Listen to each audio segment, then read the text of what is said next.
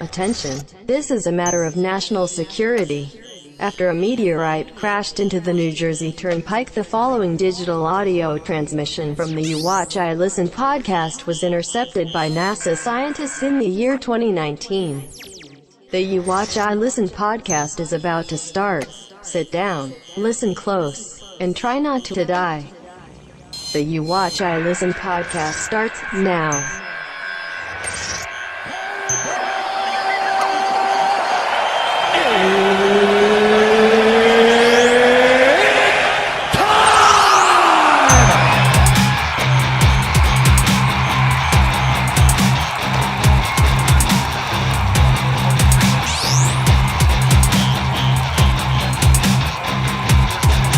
Home Depot in Kansas had to be evacuated for a bomb threat. Oh, fuck yeah.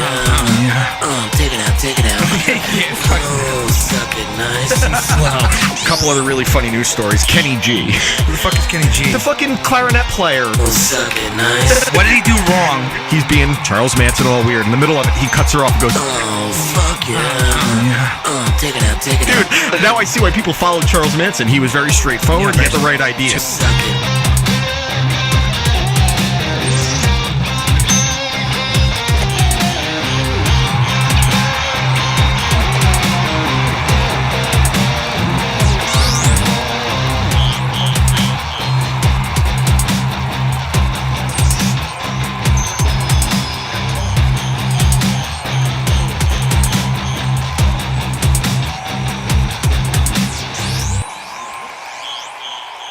It's time for the You Watch I Listen podcast, and always remember, don't sniff it, just do it.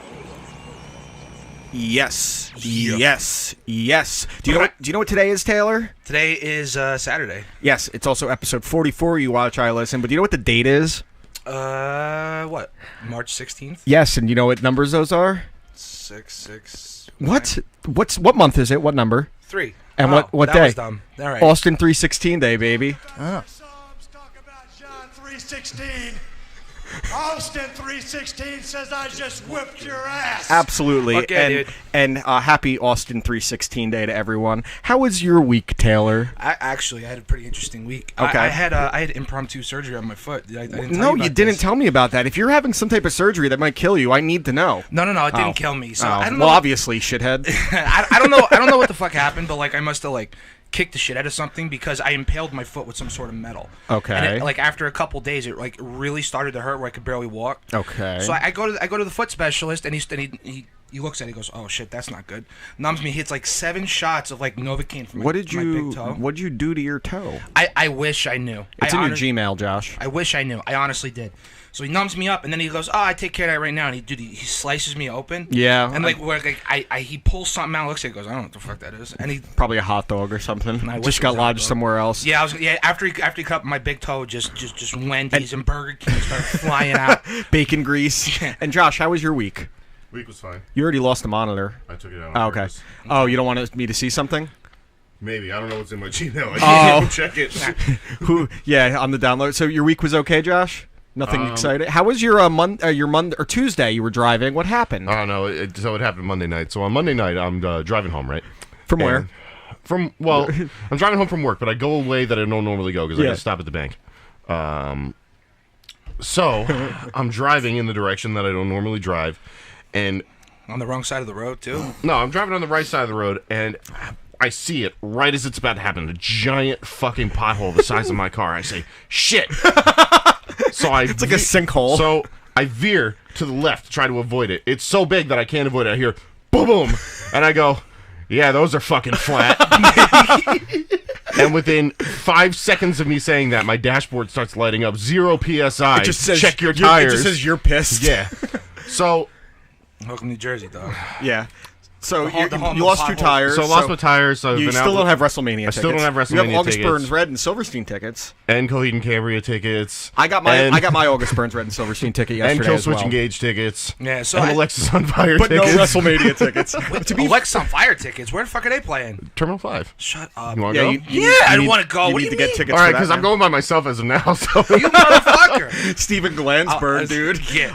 My week it sucked. It was the basketball tournaments. So work was hectic. Yes. ACC, Big East, Atlantic 10. I know you want to know who we had a better week than? Who?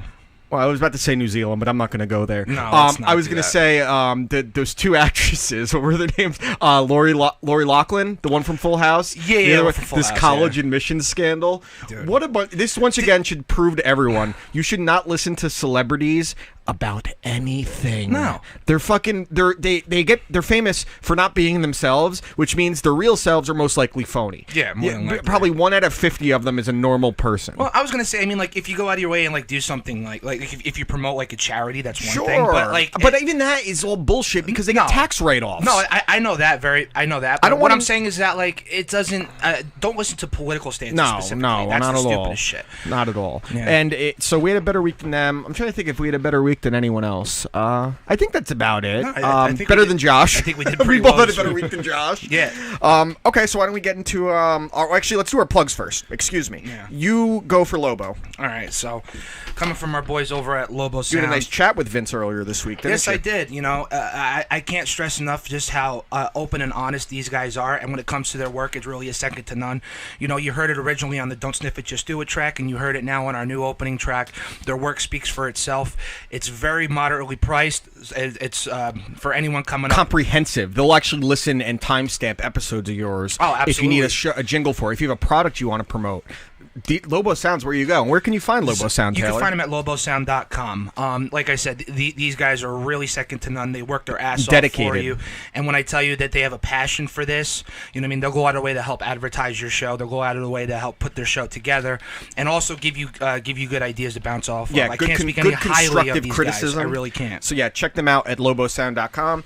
And next, we got to give a shout out to our guys at the hashtag Shots for Legs podcast. If you like to relax, crack yourself a beer, use some medical marijuana, or violently abuse hard liquor, or spill your coffee all over the table. Almost did, I caught it. You are missing out on your new favorite podcast. From drunken stories to video games to sports, Fudge and Finn are going to blow your fucking mind hole with the hashtag Shots for Legs podcast. Chances are you may have fast-forwarded through our recent ads on other podcasts or streams you enjoy, but we aren't going anywhere. May as well head to iTunes, YouTube, Google Play Music, TuneIn, Spotify, iHeartRadio, or Stitcher to immediately subscribe and join in on the drunken fun. We promise you that if you're listening to us while drinking, it is not considered drinking alone. Visit shotsforlegs.podcast.com to choose your favorite listening platform and follow them on all forms of social media. Drink with us and don't be massive cunts. Okay, so Dig it. there's one more thing I need you to pull up, Josh. I sent you it on Facebook, the song my brother made for us before we do our picks. My brother was experimenting with some of our episodes and taking sound clips. He great. felt very Lobo inspired, I'm guessing. And he sends this to me the other night, and I literally was like pissing laughing because it works. So Josh, Okay. when you could pull that up on Facebook, let me know when you're about to play it. I have no idea what you're No, about I to play. don't None even think whatsoever. Josh listened to it yet. I didn't. No, that's cool though. So my brother Rob, my oldest brother, who I mentioned in the Brian Keane interview, and again, thank you to Brian Keane for last week. We have professional wrestler Kevin Knight joining us in a little while, which I'm Very very excited. excited. I'm very excited about that, and I think we're getting the call from Chuck Lace again later.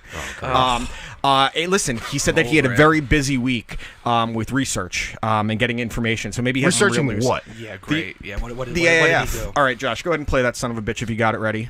Give me a minute. Oh, thank you. So I just got to keep making conversation. No, it's fine. Here, listen. I'll tell you something stupid I did yesterday. I went Woke into up. I went into Quick Check to buy Jewel Pods. And Okay. Instead of buying Jewel Pods, I walk out with Reese's Big Cups and a vitamin Okay. water. You hit me up last week that you- Let me finish.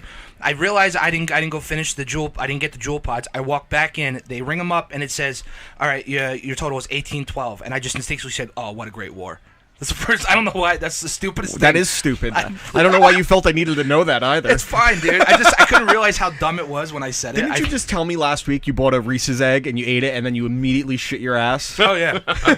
And you're lactose intolerant, and how much cream is in there? They put way too much. I asked for a splash. And how much sugar? No sugar. No. Okay, good boy, good boy. Josh, what's up? Are you still having trouble?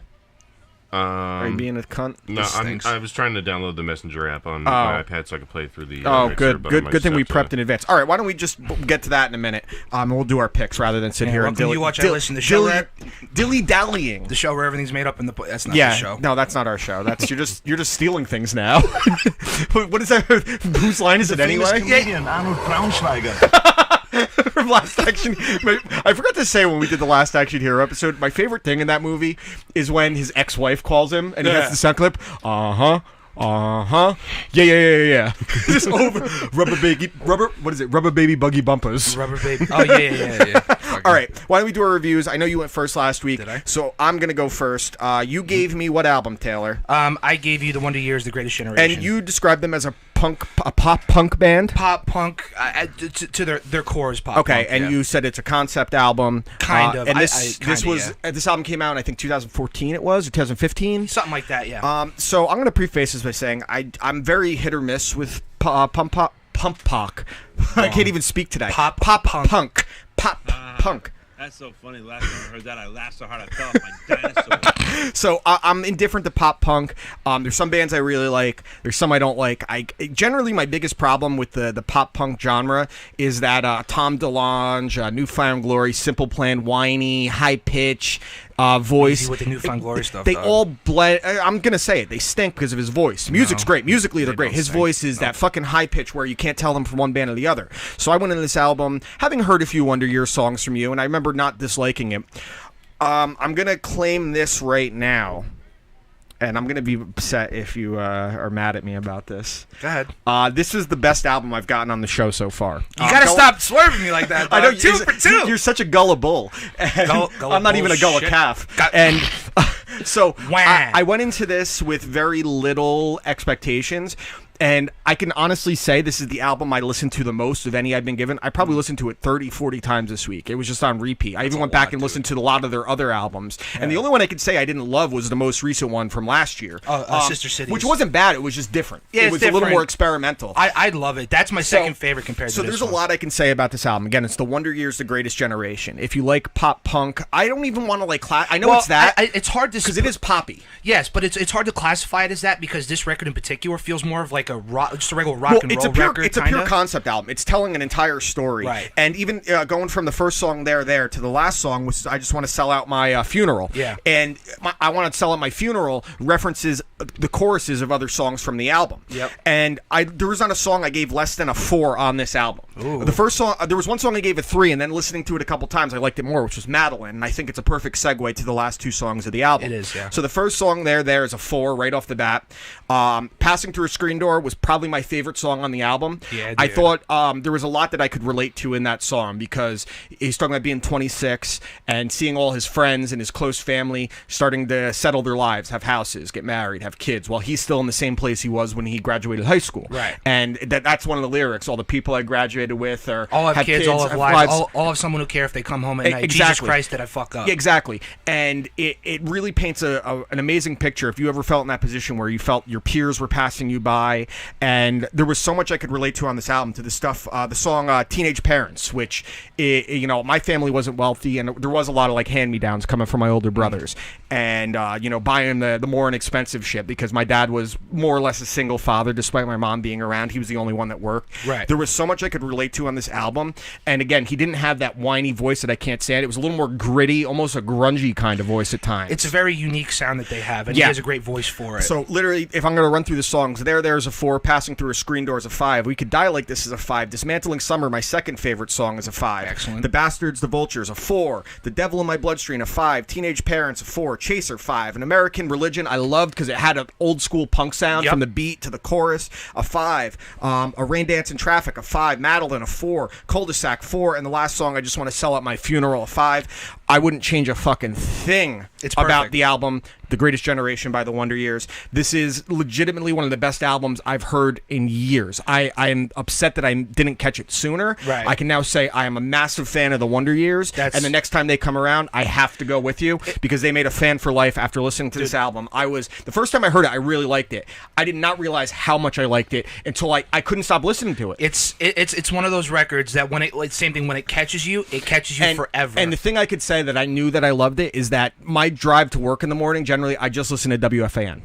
I listen to Boomer and Geo, and I was listening to this album instead of listening to that. I'll listen to the last half hour of Mike on my way home. I was listening to this instead of that. Yeah. I can't stress enough, if you like pop punk at all, this album is a must listen. The fact that it was not bigger on the mainstream is borderline offensive. You would think this album is fucking perfect. And one person said to me that the voice wasn't whiny enough, and I said, "Oh, you're an asshole." Well, it's very much a stereotype to have that. You are the ones who are the ball lickers. Okay, Jay. Oh yeah, that's Jay and Silent Bob. That's straight back. But correct. anyway, it very much falls into that cliche of that whiny voice. I grew up with Newfound Glory, so that's the way I feel about this. But this takes that dynamic and turns it on its head, because it's very much the concepts are like, oh, sad boy, fuck my life. It's just about finding your way through a troubled youth, more or less, with a rough parental situation, to not having money, to get to the point where you grow up and your friends are doing all these things, and you're still hanging out in your basement, taking bong rips and drinking warm beer. Well, the other thing with this is that too, their lead singer Dan Campbell writes a majority of their lyrics. I can tell, and it's absolutely amazing. He used to be a high school teacher, and That's then hot. he decided that he wanted to be He wanted to be in this band, and like if you follow the Wonder Years from their beginning, they were playing in these like First Unitarian Church in downtown Philly, where there's no stage. There's maybe 20-30 people show up, and to see where they've gotten to, where they sell out, they're getting close to selling out arenas and shit. I'm not kidding you when I say when they come around again, buy me a ticket. I need to see them. They're one of my favorite bands right now. I seriously, you kicked ass with this pick. It was incredible. They're an absolute incredible live show. The music was great. Everything the lyrics are great. so The voice well. is great. They're so tight. This was everything I was hoping for, and more. So I'm glad. I can't even give it a 5. It's like a 7 out of 5. Good. It was that good. Dude. Demolition just won the tag titles of WrestleMania 6, by the way. No, I'm really happy you liked it. Like that's a really big favorite of mine. Josh, can you pull up our music for our movie pick, which is First Blood. Rambo's First Blood. And just okay, cool. So yeah, like I said, you gave me Rambo's First Blood, and I had to give it to you because I said on Twitter the other day, when I have a son, there's gonna be he's gonna take his first steps, and then he's watching First Blood. So let me start off with this. You know, there's a lot of good stuff going for it, a lot of stuff that I didn't like, but it's only because it came out in the 80s. It's dated, whatever. Of course, you gotta take it for what it is. This movie gets a 10 out of 10. Yeah, it's fucking awesome. It's a lot of fun. I wrote some shit down, and so let me just read it word for word. So the first thing I write, town cop is a jerk off. Brian Dennehy, Tommy Boy's dad. Stallone, aka John Rambo, Vietnam vet, aka badass. Quiet little mountain town feel. Mumbo jumbo horse shit. Rambo gets arrested for cursing, crossing that dude's bridge. This is how this movie starts. Dude's in cuffs the first 20 minutes of the movie. Yeah. Like, I thought, from what I understand from Rambo, it was gonna be like blowing shit up abroad. Just him killing Not Asians. In Washington State. Well, that's the sequel. Yeah. In the sequel, it's just like, hey, we need you to go to this foreign country and just kill a bunch of people that don't look like us. Dude, I absolutely loved all the sequences. I loved Rambo in the woods. I liked his major that came in to save him. He was a really nice element to go back to his past. I laughed so hard. You shouldn't have laughed. I shouldn't have laughed, but it was like they drew first blood, and he's like, "Well, you killed a lot of them, John," and he just goes under. They drew first blood. Yeah, like he said under his breath. Vince McMahon. Yeah, but he said it under his breath too. They drew first blood. And dude, when he comes out with his hands up, I do it. It's well, great. the Really scene specifically when he breaks down to his major in there and talks about it's not the same, that they came home to nothing. That is some of the best acting of Stallone's career. I was gonna say that part when he's like, you know, I was in charge of $1 million equipment. I drove tanks, I flew helicopters, and now I can't even hold a job parking cars. Exactly, and it's very real, and it very much reflected how Vietnam vets, when they came back from Vietnam, and they were called baby killers. And like you said, most people that haven't seen it have the impression of the sequels, where it's just him tying his bandana and wrecking people. Yeah. In this one, I think it's as much a dramatic performance as it is an action performance. I think it's very much 50-50 both ways. Yeah, you know what I mean? I think to me the drama weighs more than the action, because it's literally laying the pieces out for the sequels when you actually care about John Rambo. Well, yeah, it makes Rambo much more personable. Human. Makes him human. Correct. And the sequel, you said you bought the entire First Blood collection, so he found all 4 Rambo movies for $15. Oh, nice. On iTunes, bro. I was like, fuck it, I'm probably going to watch even them if it's not your movie pick, you need to take time. I just need you to at some point watch the one from 2008 when he's just mowing through Asians like it's like a butter knife through margarine. I just remember, the trailer when it came out, and he's on the 50 cal, and he's all roided up. Oh, yeah. And And going they fucking nuts. and at the end of the year, we're getting the last one, Last Blood. Yeah, is that's be the last one, and it's going to be about him finding his family, I believe. So That's Back pretty in cool. America should be really cool. So you give it a 10 out of 10. I give it a 10 out of 10. It really is. It really was just a fun movie throughout. And like I said, it's probably one of Stallone's best dramatic performances. I personally prefer him in the Creed movies just because it's the old first Rocky, I think, is hard to top. I think that was his best performance. Well, for me, it's like Rocky, First Blood, Creed 1, Creed 2, Rocky Balboa. I loved him in Creed 2, dude. Creed 2 was really good. I like the first one more. Really? But, yeah, because you know what? Outside of the Drago stuff, I didn't care as much of the non-boxing scenes. I thought Drago, Dolph Lundgren was incredible. Are you, like you're talking about like Bianca and the kid, like it didn't feel as organic to me as the first Creed did. Yeah, and I get that because that was the same thing as the Rocky movies. The first one was such a high standard of drama. The first indie movie to ever win an Oscar, by the way. And then the second one, you knew everything. 1976 or 77. All right, let's get into our picks for this week. I'm going to go first. I've been busting your balls about this. His next movie is coming out this week. My movie for you is one of last year's biggest hits, best reviewed movies, is Get Out. Get Out. I can't stress enough just how much I like Get Out. Josh, you've seen Get Out. What are your thoughts on it? When I saw Get Out for the first time, I was expecting like a horror movie, right? Yeah. But it was the satire in there. Oh, it's hilarious. It was amazing. The movie Jordan Peele, right? Jordan Peele directed it. His first movie he directed. And he won an Academy Award He for won that. Best Original Screenplay. That's awesome. That's a great award to win. It's hilarious. It is suspenseful. I would say it's more of a thriller than a horror movie. Yeah. The new one that's coming out, Us, is more of a horror movie, which I am insanely excited for. People kind of get the idea of what Get Out's about. If you're listening to this, unless you're an asshole like Taylor and our friend Quaz, you've seen Get Out or you have an idea, you're an asshole. Fuck you, Miss Daisy. I can't say enough good things about Get Out. I've watched it 3 or 4 times. It's incredibly entertaining. The acting is incredible. The douchebag from Billy Madison is one of the antagonists. The girlfriend from 40-Year-Old Virgin is one of the antagonists. Okay. This movie is awesome. I think you're going to love it. So Get Out is my pick for you. What are you giving me? So this week I'm going to give you something a little bit different. Can I get Supernatural by Santana featuring Grammy Award-winning hits Smooth featuring Rob Thomas of Matchbox 20? No. Okay. So I appreciate you asking. Yeah. But nah, so I want to give you the other side of the spectrum. I've given you heavy Autism? music. Calm down. This motherfucker tried to grab on my hand down. The little black kid. Yeah. Fucking All right, go on. Shut up, dude. Go ahead. Fuck you, dude. I'm giving you every time. You want my album? Yes. You want me to go? Go to hell. Yeah. All right. I'm giving you Every Time I Die is from Parts Unknown. That's where the Undertaker's from. Actually, no, Ultimate Warrior. Excuse me, Undertaker's from Death Valley. Yeah, well, Ultimate Warrior's from Parts Unknown. Right. Every Time I Die, Parts Unknown. Yeah, from Parts Unknown. Came out 2014, around the same time as the Wonder Years. That's very much a pro wrestling reference. Because their guitar player Andy Williams, he's an indie wrestler as well as a guitar player. Every Time I Die has been a band for over 20 years at this point, and this is one of their newer records. They just had a record last year called The Coin As I Say, which was also great. But From Parts Unknown is my favorite one. It's a mix of hardcore punk rock, hardcore metalcore. Okay. It's a great mix of everything. Keith Buckley as their lead singer is amazing. Jordan Buckley, his brother, the guitar player, and Andy Williams, the other guitar player, and play the father, very well Jeff. with each other. Jeff Buckley? No, he's dead. Oh. Well, their father's sad. alive, but Jeff, shut up. So there's no relation? Not at all. But so you're telling me Jeff Buckley did die I'm giving you Every Time I Die is from Parts Unknown. That's my album pick for the week. Before I sabotage it more?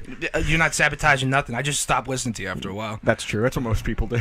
That's how my girlfriend's learned to live with me. She just tunes me out and just nods her head. What other choice do I have? I'm too stupid to realize that. I also live with you too, dude, so you think I figured it out at this point? And we had more sex. That's not true. Your mom goes to college. Napoleon Dynamite. Okay, Kip. Fucking Kip. All right, so Josh, I need you to pull something up on Wikipedia. Just Google this. Selfie deaths. Did you hear about this asshole woman that decided to jump the fence of that top one? Oh, she got mauled by a jaguar. Yeah. And she's blaming the enclosure for not being good enough. This dumb bitch got into a pit that had a jaguar in it to take a selfie with it. Wow. Guess what happened? All right, so I want you to start. So first off, I didn't realize this, but I think since 2011, there's been almost 300 selfie-related deaths across the world, and they're getting to the point where this is becoming a problem. Holy shit! The country that country that seems to have the most of it is India, which I'm not going to get into why. What do you think the most common cause? Look, India. What do you think the most common cause of selfie death is? If you had to guess. Got to be behind the wheel. I would say. Josh, your guess? Car accident. Yeah, I would agree with Taylor. The one that I read through, because I'm morbid, and for like an hour I read through this. The most common one seems to be people trying to take a selfie by a train. Either they're too close to the tracks, or they get on top of the platform and they touch a live wire and get electrocuted. I would say that it is the most common. But go to the top and let's read through some of these. I want to check out some of these because I like thinking about how do you want me to go? You want me to go by date or by country? Go by date. Happy Saturday. Yeah, let's see. In the United States, in October 2011, 3 teenagers, 2 sisters and a friend, were killed by a train while posing for a selfie, which is just visible in the final picture they posted to Facebook along with the caption, "Standing right by a train, ah ha ha, this is awesome." I bet you 30 seconds later, it wasn't that awesome. Hey, unless you were watching it happen. Hey, you know what'd be cool? Let's go take a picture by a train, because trains were things 60 years ago. While we're reading these, can you play the Benny Hill music in the background? That's what I want. Okay, the next one. December 2013, United Kingdom. This is actually sad. I'm not going to read that one. Yeah, that one actually is. She committed suicide. I'm not going to joke about that. That's not. Spain. Yeah. That's not a selfie-related one. She just wanted to let people know, hey, see ya.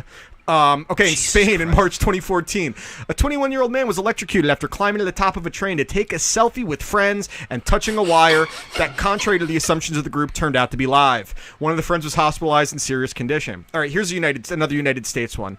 A 32-year-old woman from North Carolina was driving when her vehicle veered across the center median, collided with a recycling truck, left the road, hit a tree, and burst into flames. Moment after posting selfies online when she heard Pharrell Williams' song "Happy," the driver was unharmed. No shit, he was in a recycling truck. Oh, good. His music good for the driver. All right. In India, May 2014, a 15-year-old boy was killed by a train while posing for a selfie on the tracks. I don't understand why people are so enthralled with trains. Some of these are terrifying, though. This is Italy. Yeah. Us dumb guineas. A 16-year-old girl died in Taranto. How do they pronounce that? I don't Taranto know. After plunging 60 feet onto rocks while she was trying to take a photograph of herself in front of the seafront. Philippines in July 2014. A 14-year-old high school student in the Philippines fell to her death after losing her balance while taking a selfie with a friend near a staircase landing of the school in suburban shithole country.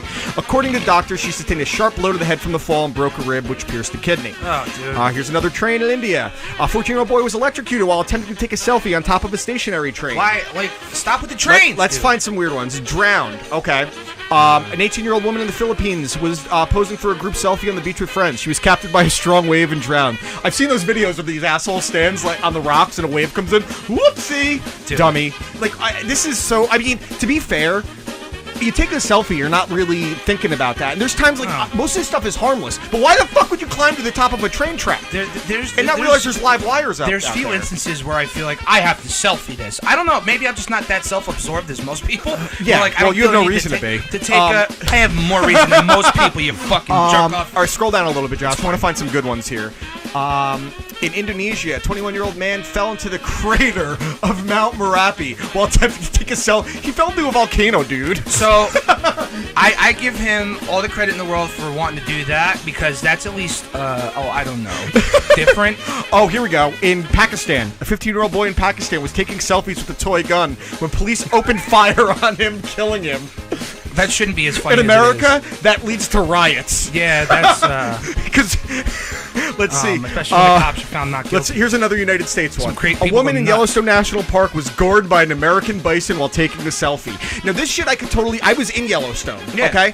And we're driving through, and there's park rangers going around because there's a fucking grizzly bear walking on the side, and this woman is letting her kid get out, and it was like 100 yards away. That's so grizzly close. bear, you know how fast they can run? I was like, I'm going to stay in the Jeep and take some pictures. That is so close. And a grizzly bear, dude, that's a 10.5-foot, 1,100-pound will fucking bear. Fuck your day. Here we go. Shot. United States, September 2015. A 19-year-old from Houston died after trying to take an Instagram selfie while holding a loaded gun to his head.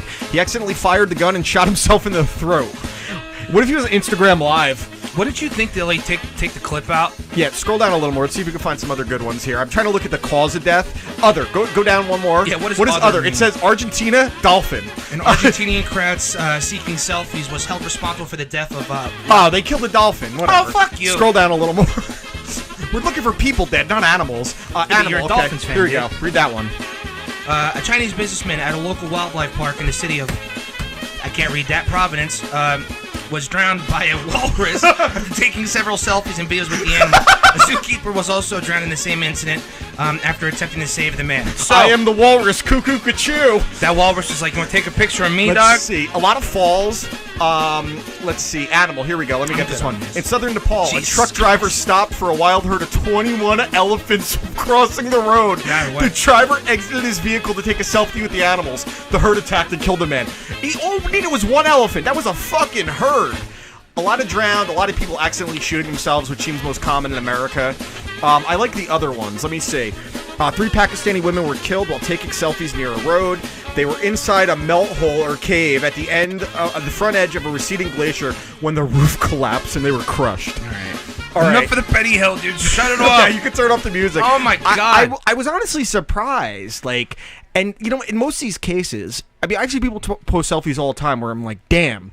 That's you're on the edge of a cliff. Yeah. A gust of wind just knocks you down, and then you're like holding your phone on the way down, like, well, can I get one more as I'm falling? Right. I would definitely like if I'm falling, I wouldn't like. I'd be like, I'm dead. Let me just Snapchat this quick. Send it to one person so it's on your soul for the rest of your life. That's fine. I don't care. But like, I just is a selfie that important while a moving train is coming at you? No, and what about you? Everyone should know that it's live wires above a train that are like 35,000 volts of electricity. Yeah. How fucking stupid can you be? It doesn't make because people. Why put a gun to your head, Josh? Working at a gun range, how often do you see people put the guns to their head for fun? Never. What if they did? What would you do to them? Pull the trigger. No, they get thrown out. Yeah, exactly. Do you let them keep the gun? No. No. What if it's theirs? No. Then you gotta call the cops, dude. Really? If they put it to their own head, you have to call the cops? If it's their gun, yeah.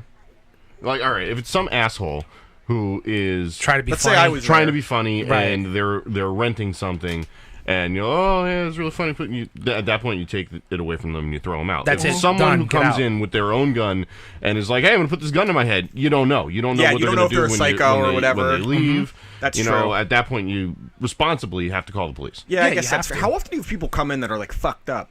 Like drunk or high? High all the time. Well, high on I can what? imagine. Oh, Everything. Mostly weed. Yeah, mostly weed. Yeah, I wouldn't even like, and I'm all for legalization. You shouldn't be at a gun range smoking weed. No, and you know we throw them out. Yeah, know, you have to. If you can 'cause, tell- like, dude, some people come in fucking reeking. If you Yeah. can't tell, then they're probably fine. Yeah. But if you can tell, get them the fuck out. Yeah. You don't need that. Well, yeah, there's no point. It doesn't make any sense. there were- I don't understand why people think it's that funny to go do that and then like, oh, I'm gonna smoke a blunt and then I'm gonna go do that. Why? So there's this thing going around with other podcasts right now. I'm in a few different Instagram, Twitter groups with other podcasts for promotion, and I feel bad because I like a lot of these people, but they're fucking cornballs, so I got to call them out. I'm not going to say who it is, but they want to do an April Fool's show swap where they would host our show without telling anyone, and we would host their show. Be like, ha ha, tee hee hee, we got you. This is actually You Watch, I Listen. So Fuck you. I'm hold not on. doing that No, shit. no. Okay, listen. I agree that we shouldn't do it, but I don't hate the idea. No, that's- If done correctly, that's one thing. But I'm saying, yeah, That's hack radio. That's hack shit, dude. That's like going back to like the 80s when it was people were trying to be shock jocks just by playing parody songs. Right. I refuse to take part in any of that fucking hacky bullshit. Right. Where mostly, this is when I'll do it. Okay. I'm gonna go on this person's show. I'm gonna actually say I'm another show. Okay. And I'm just gonna drop racial slurs the whole time. oh my god. Well, no, Jesus like Christ. if I'm gonna do some hack shit, I'm ramming it into the ground. So if this was one of you people are listening to this, and again, I like you, I think you're good people. Your shows are good for what they are and what you do. We're not the ones that you want for that because Taylor might not do it, but my entire goal in life is to make things awkward, uncomfortable, and maximize the ability for people to be comfortable. Take it from someone who's known this kid personally. You don't know him personally. He'll do it too. Yeah, and Josh knows better than anyone that if I have an opportunity to pounce and make things bad, he'll do I'm it. like a shark. I smell blood in the water, and I'm just going to attack. So please keep your April Fool's bullshit. Yeah, Buffalo Bill. We'll fuck your show up, that's for sure. So please, don't send me those things. I appreciate you trying to be creative and branch out and network. Don't network with me. I'm not the one. I'm an asshole. I'm a scumbag. I'm a real piece of shit.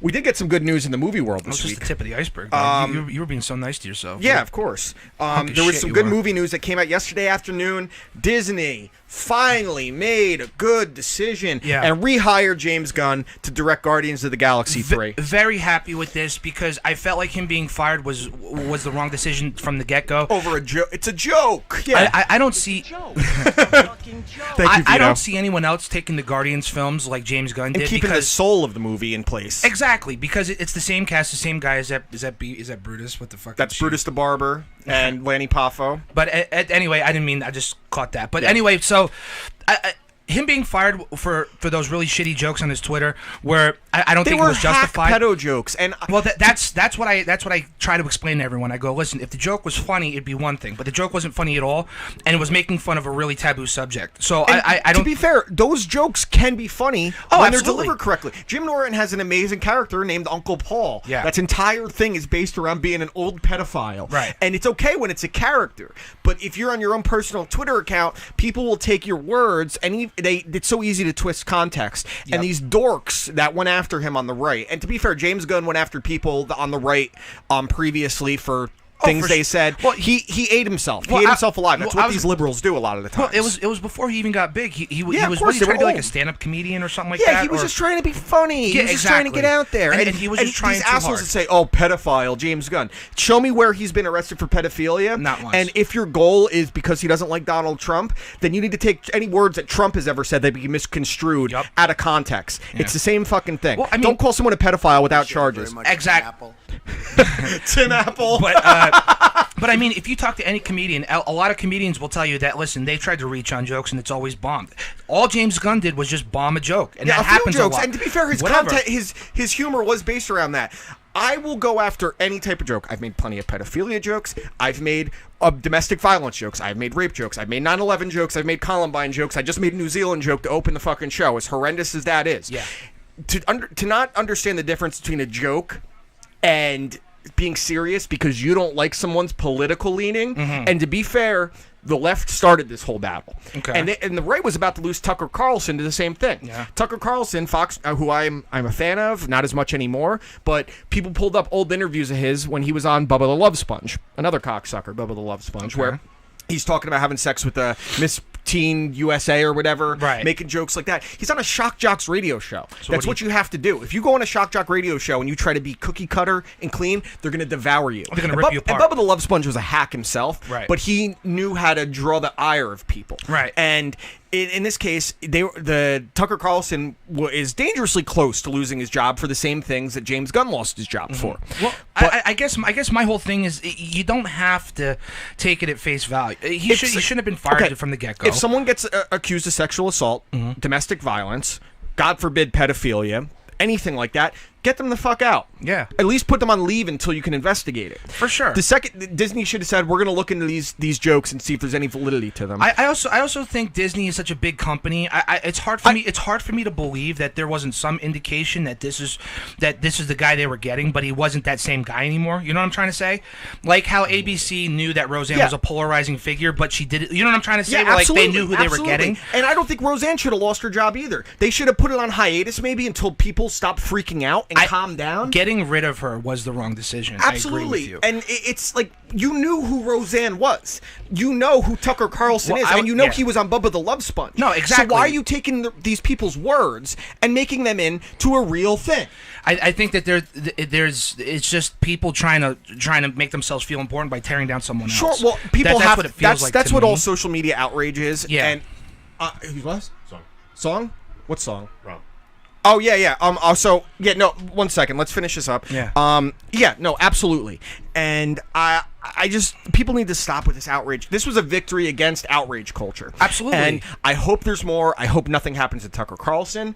I hope Roseanne gets back on her feet. I mean, she's got enough money for fucking life. She didn't have to. But, I mean, this is who Roseanne's always been. It's like getting mad when they got mad at Gilbert Gottfried a few years ago after the Japanese tsunami, when he said a joke. He made a joke about it, and he got fired from Affleck. Gilbert Gottfried is one of the most vile comedians ever. Yeah, no, and really. The joke he made was, my Japanese girlfriend broke up with me, but it's okay. Another one will be floating by soon. That's funny. That's not even that bad of a joke. That's it's funny. really not. All right, let's play this song for my brother. Yeah, I want to hear what this fucking song's all about. Yeah, this is, thank you, Dicks and Balls. Primus. Dicks and balls. Yeah, dude. Dicks and balls. Salami. Bologna. Dicks and balls. Dicks and balls. Dicks and balls. We did some wild shit. Bury me face down. Now unzip. Bury me face down. I love Patrick Swayze. I like Patrick Swayze too. Dicks and balls. Dicks and balls. Dicks and balls. Just put a hot dog in my mouth. For a good time, call Dan Perosi. Eat my ass. A hot dog? A hot dog? This is a big one. A hot dog? A hot dog? Just put a hot dog in my mouth. Dicks and balls. Dicks and balls. Dicks and balls. Salami. Bologna. Oh shit! Yo, the I love Patrick Swayze part. Not Yo, expecting thank that. you, Rob. That shit was awesome, I was dude. crying at. That was really funny. Yeah, dude. It was Very fucking stupid. I got an update this week from a subject we've talked about quite a bit on there. I've told some stories, and Josh, I sent it to you. I got an update from Howard Michael Kelly. How's that going? Let me find the. Yeah, it's going. Let me find the conversation. So he wrote on my wall, and I want to do him a favor. What he's got to do is go buy him a cheap bottle of Thunderbird. All right, stop and it. try to dig back some of that courage he had in his prime. So Stone Cold is great. Dude. So that's his subject. He wanted us to talk about the Terminator movies, which I'm fine with talking about, and his ideas on them. So I was like, cybernetic organism living tissue over metal endoskeleton. too good. But we talk about Terminator. I need you to play the theme in the back. Mm-hmm. So I said we'll talk about it this week, and this isn't a Facebook comment, not like a private message. Okay. He goes, nice. Just thought I'd say hi. And I go, you asshole. You can say hi anytime. You know you can message me whenever, and you have my number. And this is what he says next. This is Howard Michael Kelly. I've been reading a lot of propaganda about the Jewish world domination. Going a bit crazy. Okay. Oh, Kevin Knight. Kevin Knight. I will get to that in a second. Go ahead.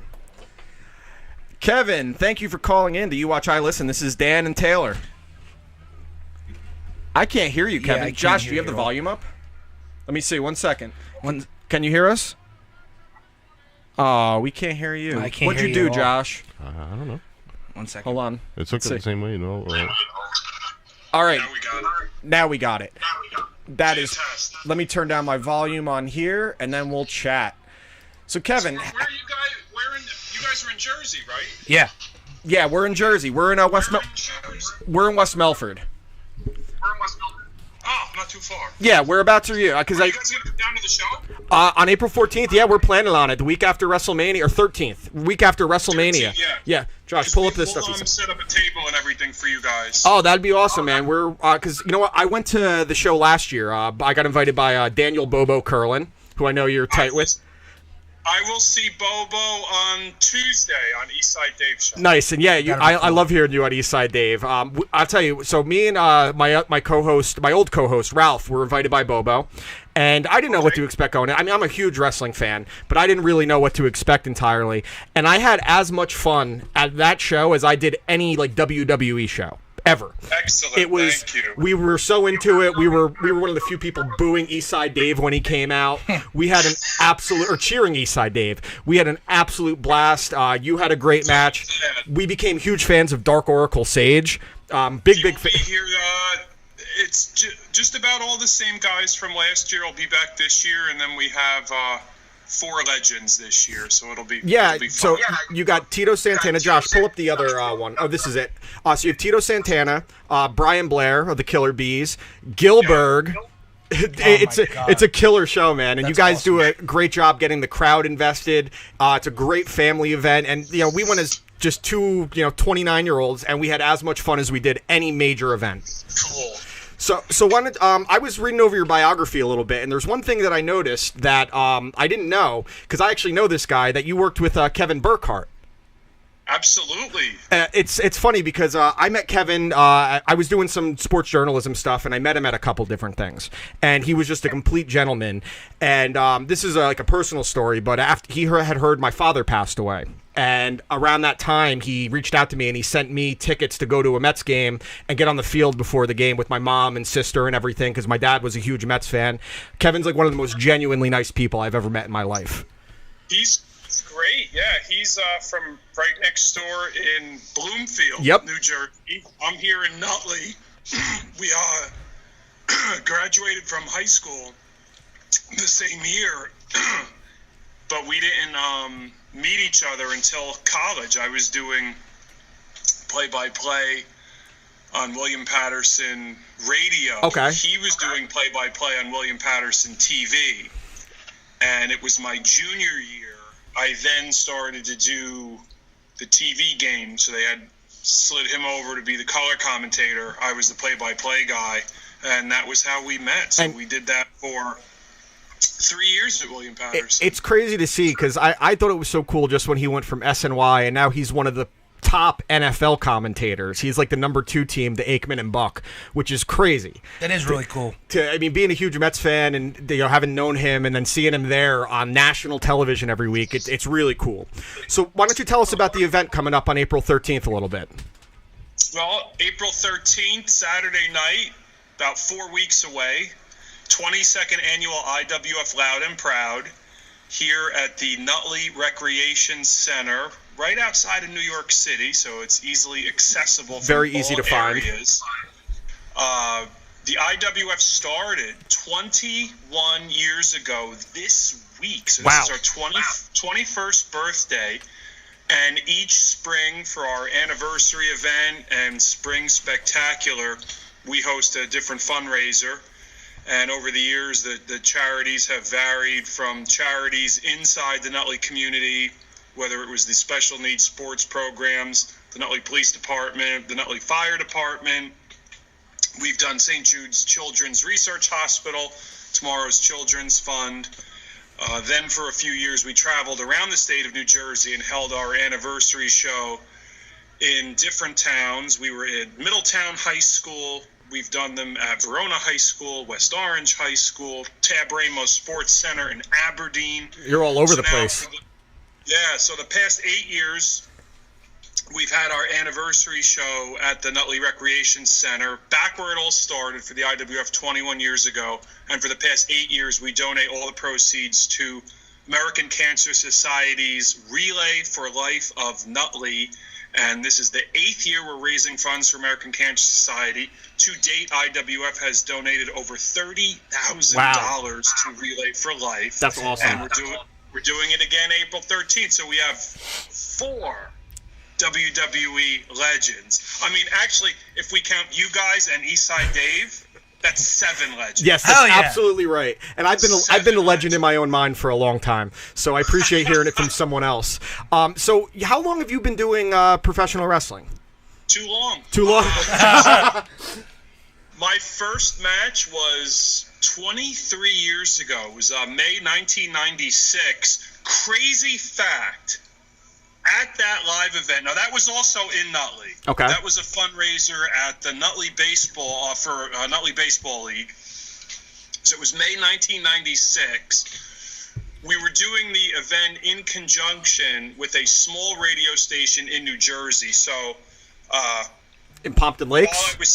While I was still in college at William Patterson, doing the play-by-play of William Patterson games on radio and then TV with Kevin Burkhardt, I started working at a small professional radio station, 1500 WGHT. And that's in Pompton Lakes, New Jersey, which is our next... They just packed up shop after like 60 years. That's where my co-host is from, Pompton Lakes. That's my hometown, dude. Yeah. No kidding. Yeah, it killed me when they signed off for good, but I started working there while in college at WGHT, so I was a sports director. So after I became sports director, I was the morning show sports guy, sidekick, comedy guy. The first person I hired to work in the sports department was Kevin Burkhardt. That's crazy, so man. Always talk to me. I hired Kevin Burkhardt. Yeah, wow. Professional job in the media. And look at him now. That's awesome. So, when local wrestling shows would come to town, they would give the radio station tickets to give away and have the local radio guys come down. Just like you guys are coming down, Eastside Dave will be there, Burt Barron from WCTC Radio, Dave LaGreca from Busted Open. I love Dave LaGreca. So the local wrestling shows would give us tickets to give away. Me being the radio sports guy, I'd go to the events, get in the ring before the show, hype up the audience on the microphone, throw out T-shirts and goodies to the crowd. So This was 2 months before my debut. I met a wrestler by the name of Rick Ratchet. He's a local Northeast wrestling star from back in the day. Okay. And he came to me and said, wow, you're pretty good at this, because they had me as the ring announcer for the night. He's like, did you ever think about doing this? I said, well, I love to be a ring announcer. Going to college for radio and TV, and I'm working in radio right now. And he said, you're too tall to be a ring announcer. You should be a wrestler. Yeah, you're a big guy, Kevin. That was 23 years ago. So now 2 months later, the radio station, WGHT, is sponsoring the wrestling fundraiser we're doing in Nutley outside at a ballpark to raise money for the Nutley baseball program. So I was, the radio sports guy, similar to what Eastside Dave does. Yeah. When he steps in the ring and wrestles. Yeah. Rick Ratchet. That was my first match. I barely had any training, and the ring announcer for that event was Kevin Burkhardt. Wow. Let's go. That's crazy. And you've been trained by some of the biggest names in wrestling. Like, who were your trainers when you were first really finding your way in this industry? Well, Rick Ratchet was the first man that trained me starting 23 years ago. So I learned under him for a couple years. But basically back then, it was kind of the tail end of the territories. Yeah. And there was still an NWA group in New Jersey. Okay. And they did 2, sometimes 3 events every weekend. Yeah. So I got to wrestle, every Friday night, every Saturday night, sometimes twice Saturday, afternoon show, evening show, sometimes Sunday afternoons. The weekends we were off, I would do IWF events and use some of the NWA guys on those shows. So a lot of my training was on the fly in the ring because you got to wrestle in front of a crowd 3 days a week. So then after that, there really were no good or credible or legitimate places to train at that were, clean and a safe ring, and people knew what they were doing. So people that wouldn't rip you off. Wrestling School, IWF Wrestling School was opened in December 1999, not so I could teach, more so I could learn. Yeah.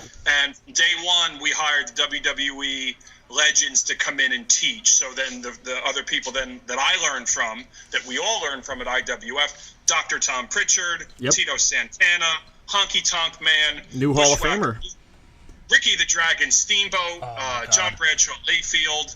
Later on, we had Rip Rogers. Wow. We've had some of our graduates that went into the WWE came back to do special classes for us. So Darren Young and Sean Bennett, who's a referee now on WWE Raw. So always learning. So that's got to be cool when you see one of your guys that you mentored and trained get to the highest level of the industry. It's got to be like really special for you.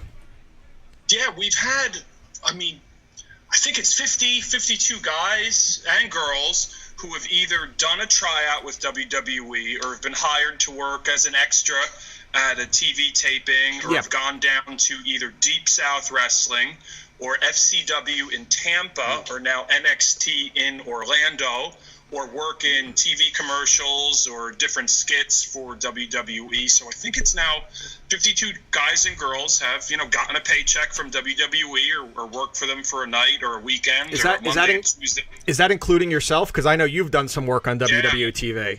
And you were actually a Druid in probably my favorite Undertaker WrestleMania entrance ever when he came back as the Dead Man at WrestleMania 20 at the Garden. Now, were you guys at that event?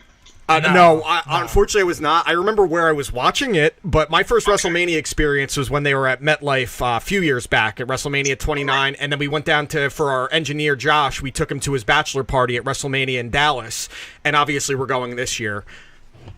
So, all right, so if you go back, or if anybody watching was at WrestleMania 20 at Madison Square Garden, when the Druids came out for the Undertaker, trivia question. Some of the Druids were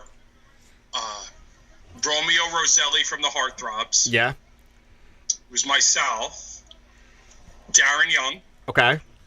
Who was training at IWF at the time. Fifth Element Roman Zachary, who's also in the IWF Hall of Fame with Darren Young, and myself were amongst the 8 Druids. I can't remember the other guys, but some of them were from Chaotic wrestling school in Massachusetts. Well, it's funny.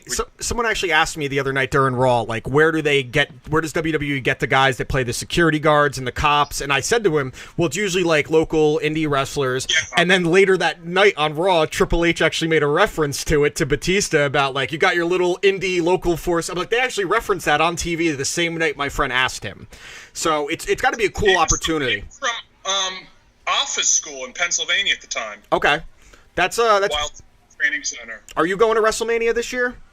No, believe it or not, I'm not a wrestling fan anymore.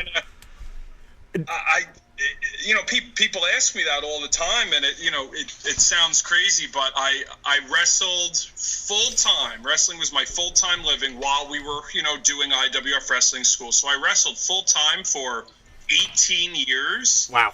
It's just like the last thing I wanted to do when, we had like a full day of training or a full night of training and live events. Is then put it on the TV.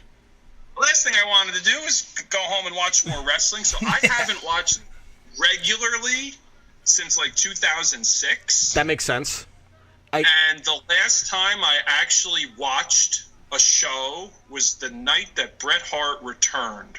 Oh, the big return. 2010 when he was on against Shawn Michaels. Yeah, that was that. I guess, I'm sure you pick up on the things that end up going viral from the big companies. The big one recently was that Ronda Rousey promo where she talked about it being fake, and it got a lot of people very riled up.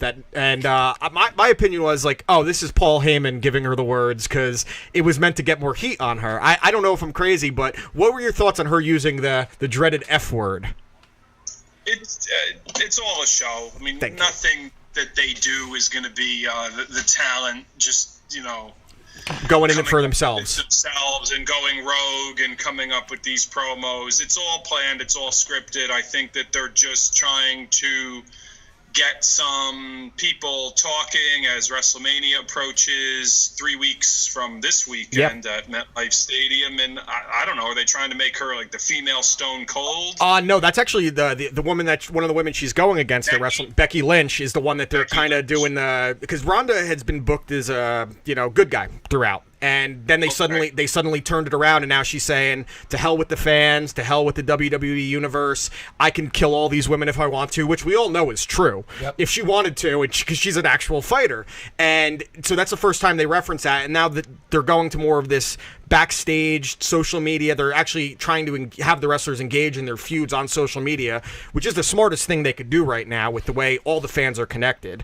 But a lot of people are like they're upset by it, but a lot of them didn't like Ronda coming into the sport in itself because they thought she was getting pushed right away, that she wasn't good enough. Like she's an Olympic athlete. Like I'm sure. Yeah, she paid her dues. Yeah, she busted her ass in MMA. She became the biggest draw next to Brock Lesnar and Conor McGregor the sport's ever seen, and of course she's going to bring more eyeballs. And as far as I'm concerned, unless you're doing something illegal, any kind of chatter you can get, good or bad, is good for whatever you're trying to promote. It's supposed to look like a prize fight, and the more people that are invested, whether good or bad, people like or hate Conor McGregor. There's no one that's indifferent. Yep. If you can like or hate someone, that's good. The last thing you want is nothing.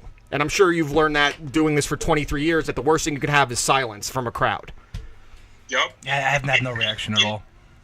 Indifference isn't good. They have to love you or hate you, and it seems like if people hate you, that even works out better because it gets more people talking. So as long as they're saying your name, it doesn't matter. There's no such thing as bad publicity. Exactly, unless it's for a crime. But I mean, Lori Loughlin. Yeah, exactly. We were just talking about that before. I hear you. Now, Kevin, I wanted to ask. I'm the co-host over here. I know I've been a little quiet, but Hey, pal, how are you? Good. Listen, since you've been wrestling for so long, is there a particular match that stands out in your mind as like your personal favorite, or one that was like just a special match? Are you asking about him personally that he's been in? Yeah, okay. That because he's been wrestling for so long. That you've had so many matches. Opponent that you had the best chemistry with, something like that. Yeah. I guess the most special moment, I was lucky enough to wrestle at Madison Square Garden in June 2003. They did a back-to-back television taping at Madison Square Garden. So June 2003, Monday night was WWE Raw at the Garden, and Fifth Element Roman Zachary wrestled against Val Venus. Okay. On Monday night. Roman Zachary was the first ever student at IWF Wrestling School, 6-time heavyweight champion, IWF Hall of Famer. So he wrestled on Monday night, and I was there Monday. They didn't have anything for me to do on the show, but we got to work out in the ring and get coached by their agents and producers. So then on Tuesday night was SmackDown at the Garden. Roman wrestled against, this was before he was Damian Sandow. I think his name was Aaron Idol or Aaron Stevens. Yeah, something along those lines, yeah. Yeah, so that was the opening match, and then a match later on SmackDown was me against A-Train. Okay, yeah, and he's the head trainer at NXT now. Yeah, Matt Bloom. Yep. So that was June 2003 at Madison Square Garden, which was really cool. So Roman wrestled on that show also, as did I later on. So that was probably the most special moment. Favorite opponent would also probably be Fifth Element, Roman Zachary. Great athlete, former football player. He knows some martial arts. He knows some amateur wrestling. He's wrestled against everybody that there is to wrestle, many different superstars and legends. So anytime stepping in the ring with him is a great challenge. And he'll also be there April 13th in Nutley. He takes on Hall of Famer Tito Santana. Awesome, on man. April 13th in Nutley. They've never wrestled before. Roman's wrestled just about every Hall of Famer and legend and every independent superstar up and down the Northeast since the year 1999, and he's still in phenomenal shape, and he's against Tito Santana. Who's going to be your opponent? Yeah, I'm taking on First Class Justin Adams. It's a rematch from last year's event. I remember. That kid's impressive. He's quite the athlete. He's very good, and last year he challenged me to a wrestling match. And as you saw, I beat him fair and square in a wrestling match. So now this year, he wants to have a fight. Okay. He thinks he could beat me in a fight because he says I cheated last year, which I did not. You guys were there. I saw it. I did not see anything of the sort. It sounds like he's trying to resort to some dirty tactics here. Well, because he's from Staten Island. That makes sense.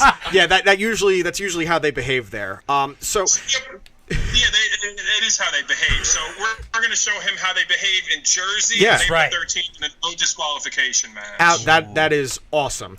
So I got to ask you, do you like working as the good guy, the bad guy? It's really just your personality, and the audience decides whether they like it. I agree or completely.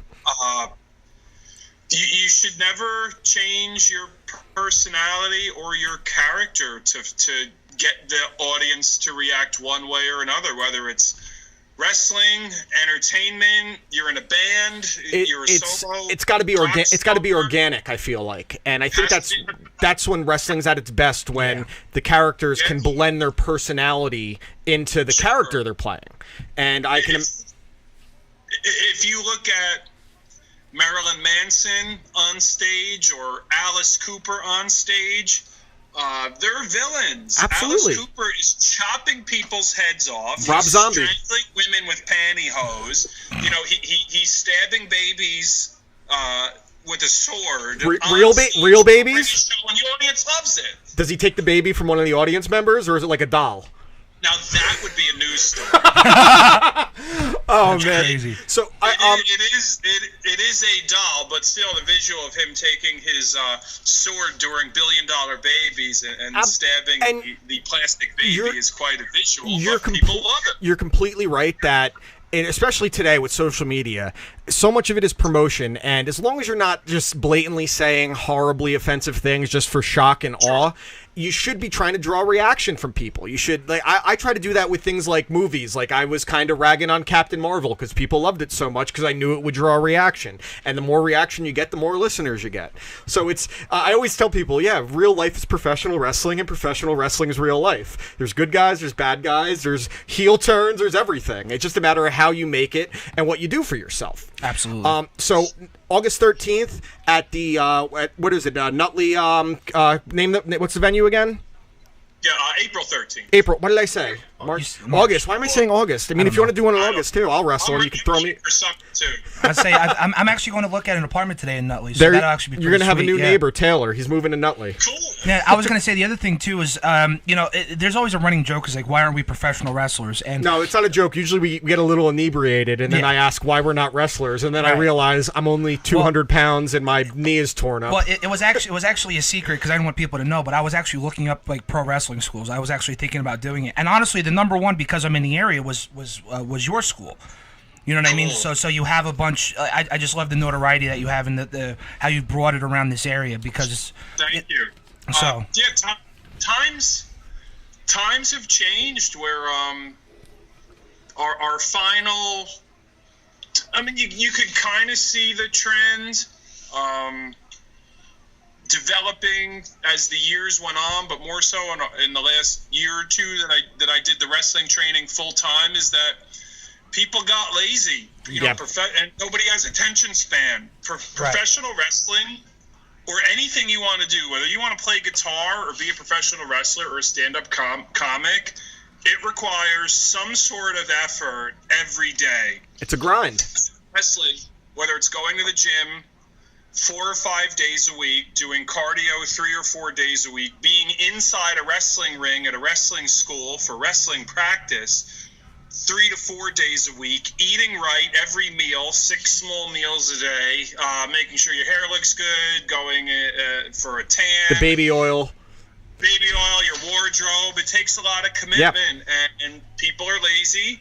Everybody wants instant success or achievement or recognition, and since professional wrestling is something that takes 5 to 10 years to master, if you even master it after 5 or 10 years, and that's doing it like 4, 5, 6, sometimes 7 days a week, 5 to 10 years. You know, that 100,000 hour rule that it takes 100,000 hours to master any task. Yeah. People just weren't committed anymore, and it wasn't something that I wanted to do half-assed. Yeah, you're right. You go all in or you fold. That's it. Well, it's because it becomes a waste of your time and your resources when you could, you know what I mean? So I definitely understand that. If you're going to do it 100%. And I need to be motivated too. I mean, I still, I never really looked at myself as the instructor at the wrestling school. I was still a student too. I'd still be in the ring. I'd still be practicing. I still went to the gym, 5 days a week, still ate right. So I did everything that I was asking the students to do.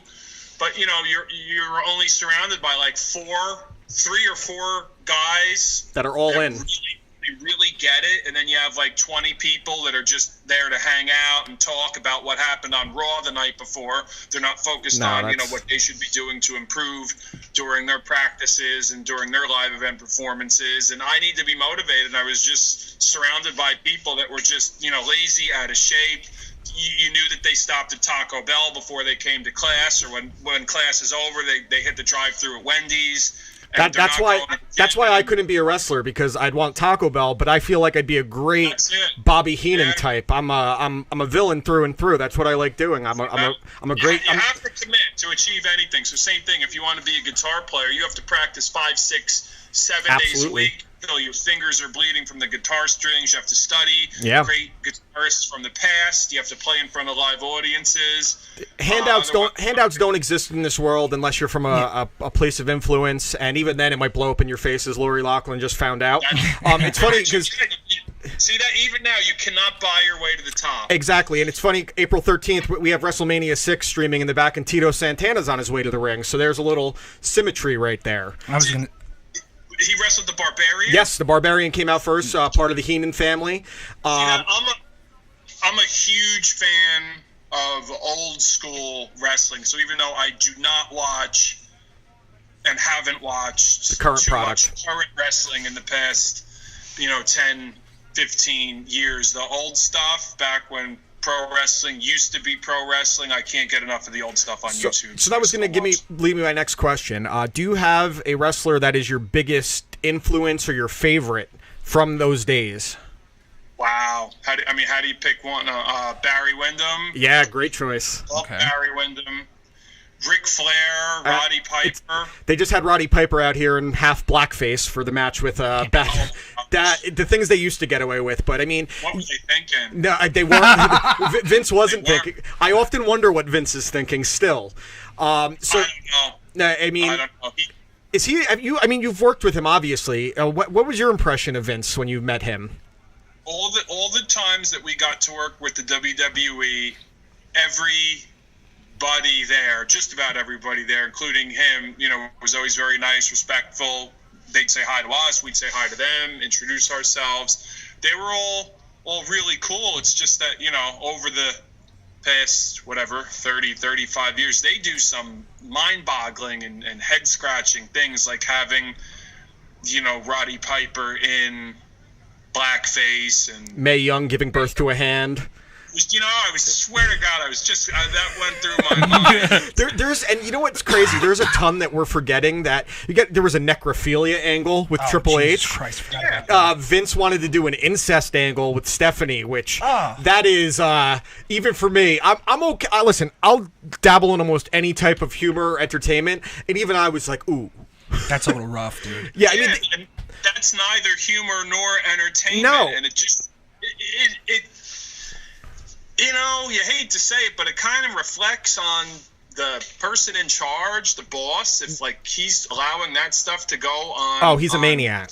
It's like, what really goes through his mind on a daily basis? And it stinks, too, because they sometimes do some really classy things, like their Hall of Fame ceremonies. I love the Hall of Fame weekend. It's one of my. We went to see Sting when we were in Texas. We saw Sting get inducted, and that was when Sting retired. Yeah, on the spot, and for me, seeing Stan Hansen get inducted by Vader, Stan Hansen to me is one of the all-time tough guys in wrestling. Or sitting there and listen to the Freebirds get inducted. Listen to P.S. Michael Hayes tell the most ridiculous stories about Gordy getting shot out at a bar. And I think a lot of it has to do with the people Vince surrounds himself with a lot of the times, that people don't tell him no. And one thing that does seem cool is that he's bringing back a lot of more influential, like Jeff Jarrett is now one of the most influential people on the creative team. He brought back Bruce Pritchard, which I think is a great idea because Bruce has his pulse on the fans so incredibly well.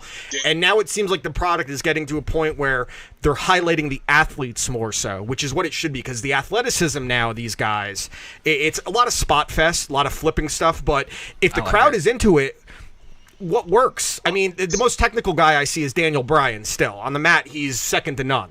But I hope that Vince is starting to realize that the fans want something other than scripted promos. They want to see realism. They want to see these guys really being themselves in there. And hopefully the people around him can start pushing him that way. Yeah, it should be presented as an athletic competition because you have athletes in the ring, and the moral of the story as to why they're in the ring is to have one guy or one girl beat the other and hold their shoulders down for a 3 count or get a submission or tap out. Yeah. So, well, they're going to have some major competition coming up with AEW, which I think is really exciting. Are they really? I think I don't want to say. And again, I just follow what I see on social media. But if you went to the mall and you went in the food court and shouted out AEW, no one in that food court would have any idea what you're talking about. You might have a couple people wearing Young Buck shirts, and that's about it. Right. Maybe competition is not the right word, because I think the biggest mistake Cody Rhodes and company could make is trying to go head-to-head with WWE within the first 2 years. They should make their own product that stands out. It sounds like they're going to get a major TV deal, which can obviously go a long way, as long as you don't get pressured in by trying to top WWE. Well, we also saw what happened with WCW. That goes without saying. But they were beating them for a while until they got scared and tried doing these wild things and just paid for names, and then brought in Vince Russo for Judy Bagwell on a forklift. You know what I mean?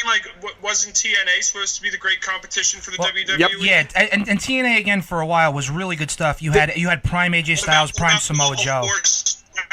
The Global Force Wrestling. Well, I agree completely. I think the biggest difference for AEW is they have a guy that backing it financially that has double the money that Vince McMahon has. He's worth $7.5 billion. He owns the Jaguars. The same people that are going to watch AEW are the same people that watch WWE. 100%. Right, I agree.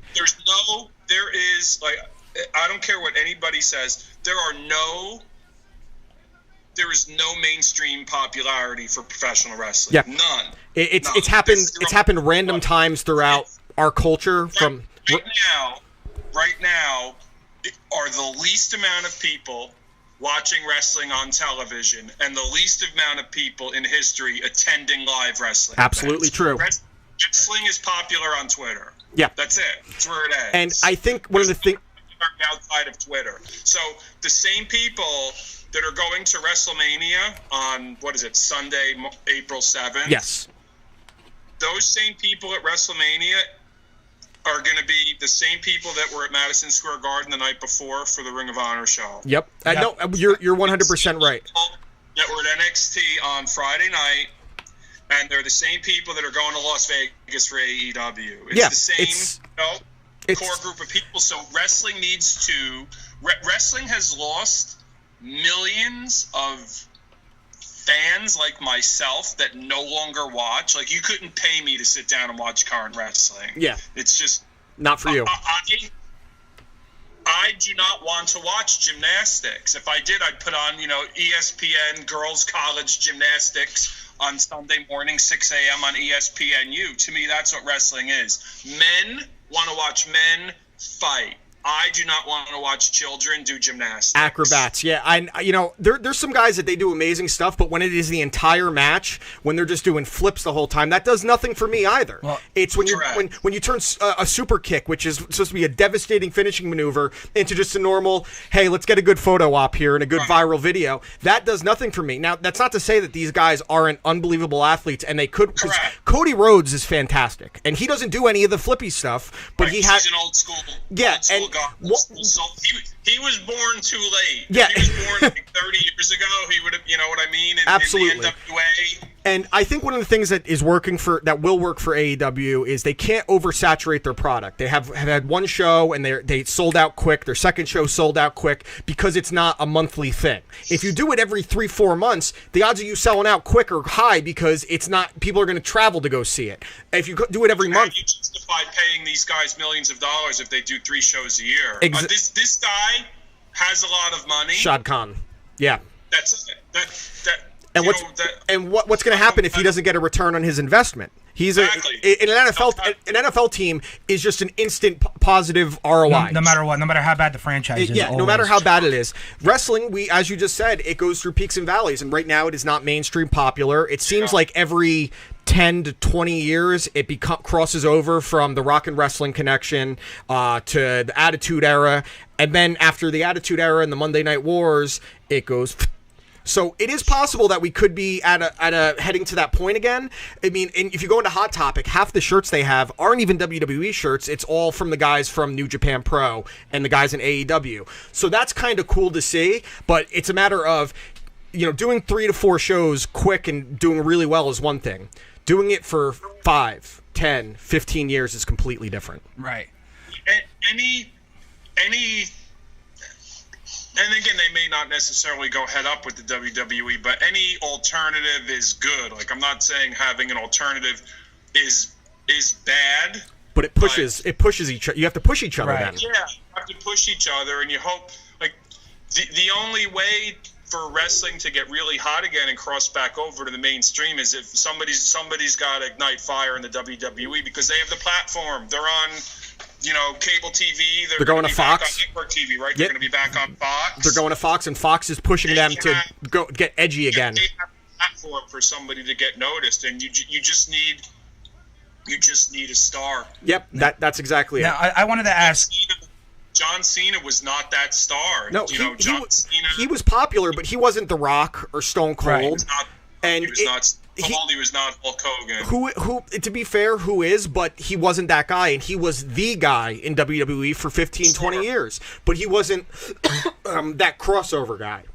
Correct, I agree, and that's what you need. That's what you need for wrestling.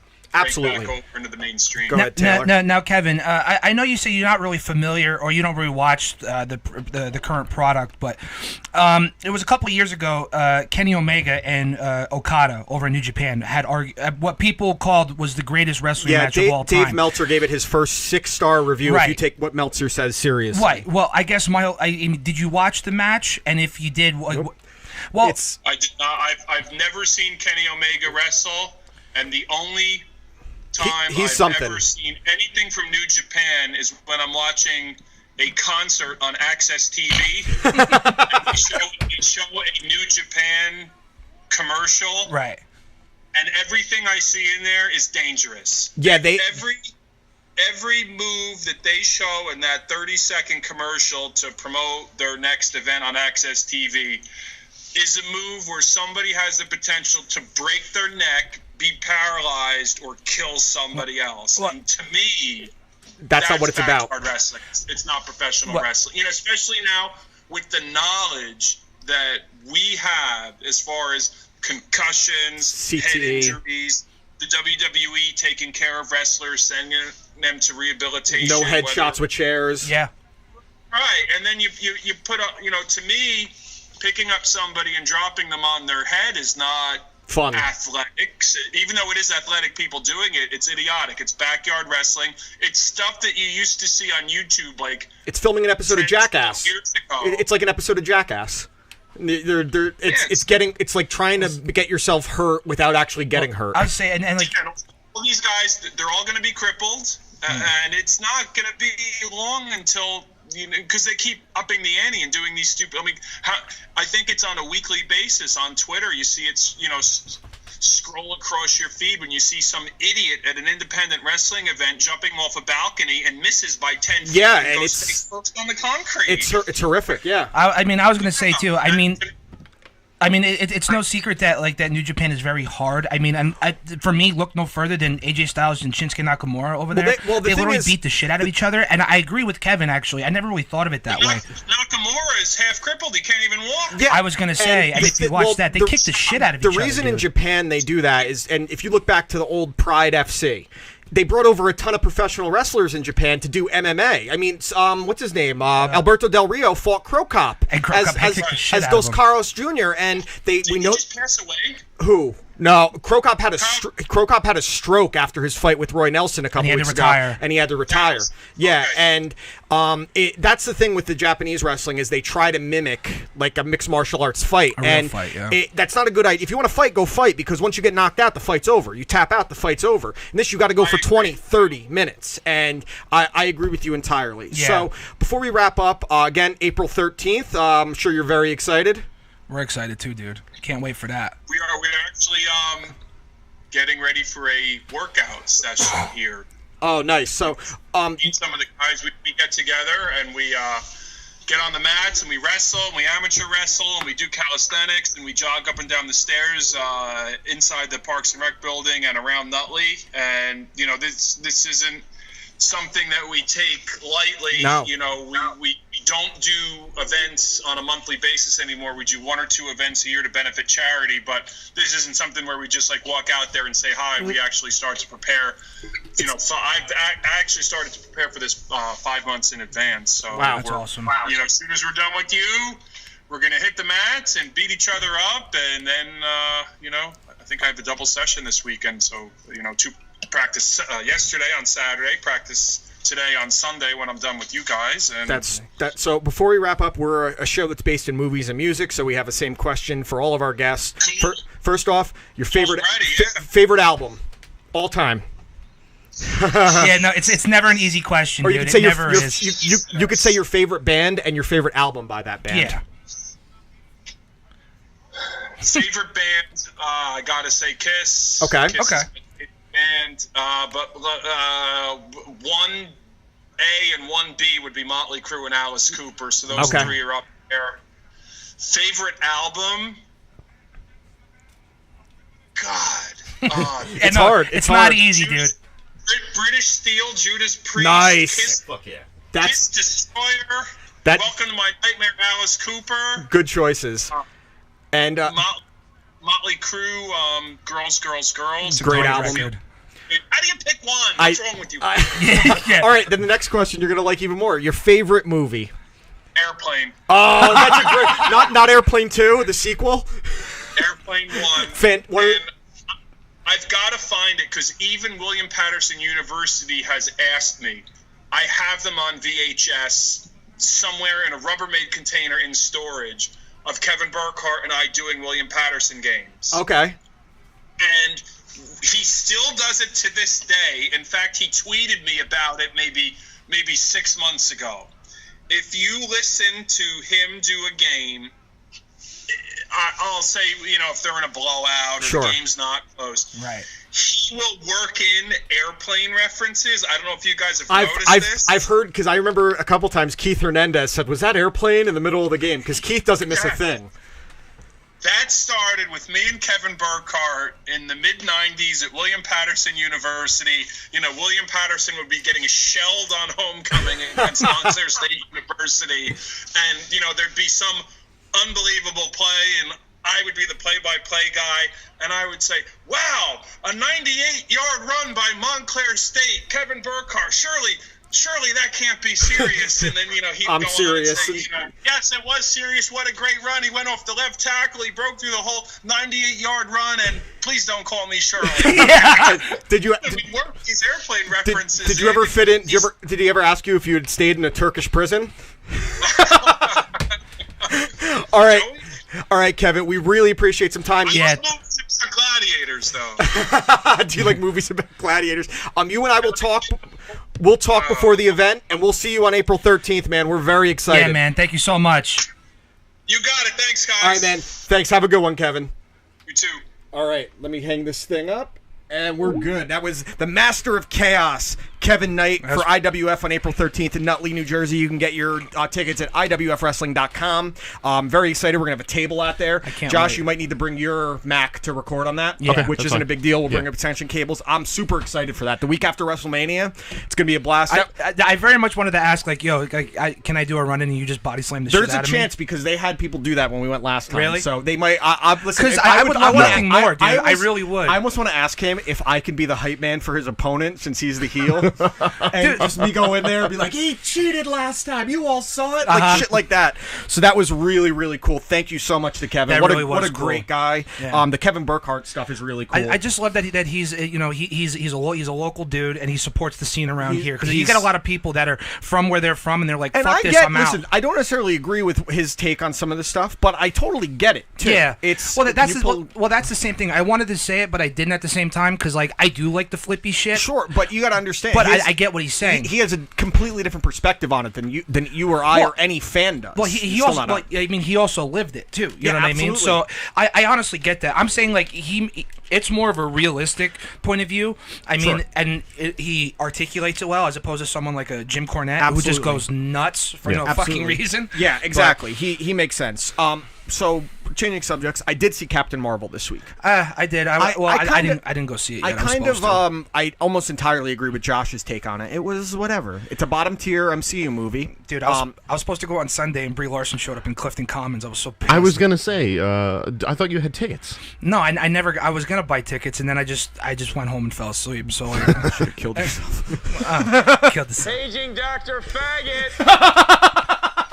That's you.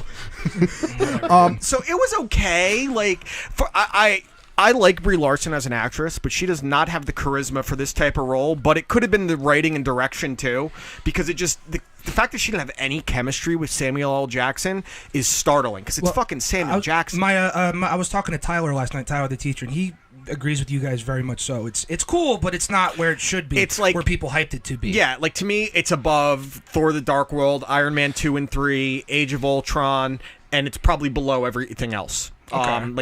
It was okay. I'll probably never watch it again. There were so many parts that tried to be funny and just made me cringe. Yeah. Like it did the forcing the comedy. The cat was cool. I liked the cat, but it just became a punchline eventually. The de-aging technology they used was fantastic to make Samuel Jackson look 20 years younger, and what's his name? Clark Gregg. Clark Gregg to make them look younger, which makes me more excited for the Scorsese fucking flick. Shark ate me. Yeah, exactly. So it was okay. I mean, I'll never watch it again, and I honestly don't even know if it was necessary to see Infinity War. There wasn't anything there that I feel like was a significant point besides the end credits scene. I mean, like, even though I haven't seen the movie, I think you have to just be, again, like you said, just because of the end credits. But all it was her showing up to Captain America and Black Widow. That was it. It was just, I'm here. Where's Fury? That was it. And we knew that was a thing anyway. There was nothing in the movie itself that you needed to see. And who knows? Maybe Infinity in Endgame there will be something that is there. I mean, it kind of sounds like now that we officially only have one more movie until Phase 3 is officially over. That it kind of sounds like that they're tired at this point. That they're trying to finish the story. Well, that's kind of how it ended at the end of Phase 1, where Iron Man 3 was just. You know, that's like what it feels like. Because I mean, listen, Black Panther, while being a good movie, while it's the tail end of Phase 3, it just feels like these guys are getting tired of doing the same thing. The origin over and stories over are tough to pull off. Right. I mean, the best origin story to me to this day is still the first Iron Man. That to me, that's the original MCU flick, and if not for that being so successful, with a character to that point that had been not even secondary, third tier, to become the face of the Avengers, that is the way you do an origin story. I just watched Iron Man again the other night. I forgot how good it is. Had a good villain that had a purpose. The villain in Captain Marvel kind of stunk. It was kind of lame. Jude Law was terrible. Charismaless fucking asshole. I hate him. I hope he dies. But it's so Endgame's coming out. Yeah, and the trailer looks awesome. Oh, well, I like that they're not giving anything away. Yeah. And now I am subscribing to the theory that this is going to be almost like a babyface turn for Thanos. I think that he did this because of Galacticus. Well, so you kind of got that feel at the end of Infinity War. Well, first off, think about when they went on Titan. They said the Axis is off its point. Yeah. Here's the thing, though. Can they really use Galactus yet? Yeah, absolutely. I don't think they can. I think they can because Galactus the merger's not done yet. Galactus was only in the second Fantastic Four. Yeah, but he's still a Fox property. I was going to say the property expires after 10 years if you don't use it in domain on film. And it was 2007 that the second Fantastic Four came out with him. So it's been 10 years. Yeah. So that property isn't necessarily owned by them. That's why they had to keep rebooting Spider-Man. Yeah. Because the 10 years was going to expire. Spider-Man 3 came out in 2006. So they had to try and... That's why Sony made The Amazing Spider-Man. And eventually they gave the property back to Marvel because they got some credit. So I'm about 90% sure they can because it's been over 10 years since they even mentioned that character. Which is why you haven't seen Doctor Doom, none of the X-Men or anything. And the Russos even said that this is going to be almost a hero's journey for Thanos. Why else would it be? You give more depth to the character. And how else are you going to set up the next phase without introducing something at some extent? So I know that this movie's going to be 3 hours long. We've heard that already. But there are so many things. So if you think about Phase 4 and what's coming, so we know, Kevin Feige's already on record saying that Spider-Man Homecoming or Spider-Man Far From Home is the first movie of Phase 4. Which when does that come out? July. July? I don't Okay. know the date, but July. It's summer. Okay. Probably the biggest movie of the summer. If you look at the other Phase 4 heroes, so obviously Captain Marvel is going to play a role in Phase 4. Sure. Doctor Strange 2 has already been confirmed. Yep. It hasn't been confirmed, but you would be insane to think they're not going to make a Black Panther 2. So many things have to happen in this movie. They have to turn around the snap in some way, shape, or form. Which is the quantum realm. That's what the suits they were wearing. And you have to imagine that Ant-Man's probably going to be a move forward character. Yeah. We know about the Black Widow movie. You'd have to assume that both Tony Stark and Chris Evans' character, Steve Rogers, is probably going to die. That's what I would assume, because if you look at some of the other characters, Chris Hemsworth's on record, wants to do another Thor, had such a good time with Ragnarok, and Ragnarok was such a turnaround for the franchise. After the Dark World, they need to do another. Because the first Thor is good, but it's fun. It's hokey to an extent. Yeah. The Dark World went...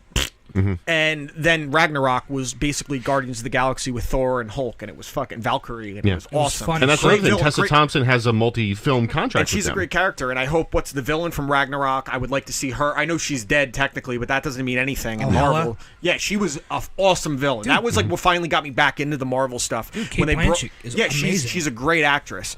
So I'm very excited to see what they do with it, and the fact that they're not showing much in the trailers has me even more excited. I gotta go. We're gonna go see it pre-screening. You're gonna come because you won't be doing on call anymore because it comes out in 30 days, like 40, give or take 35 days, I think, something like Yeah. that.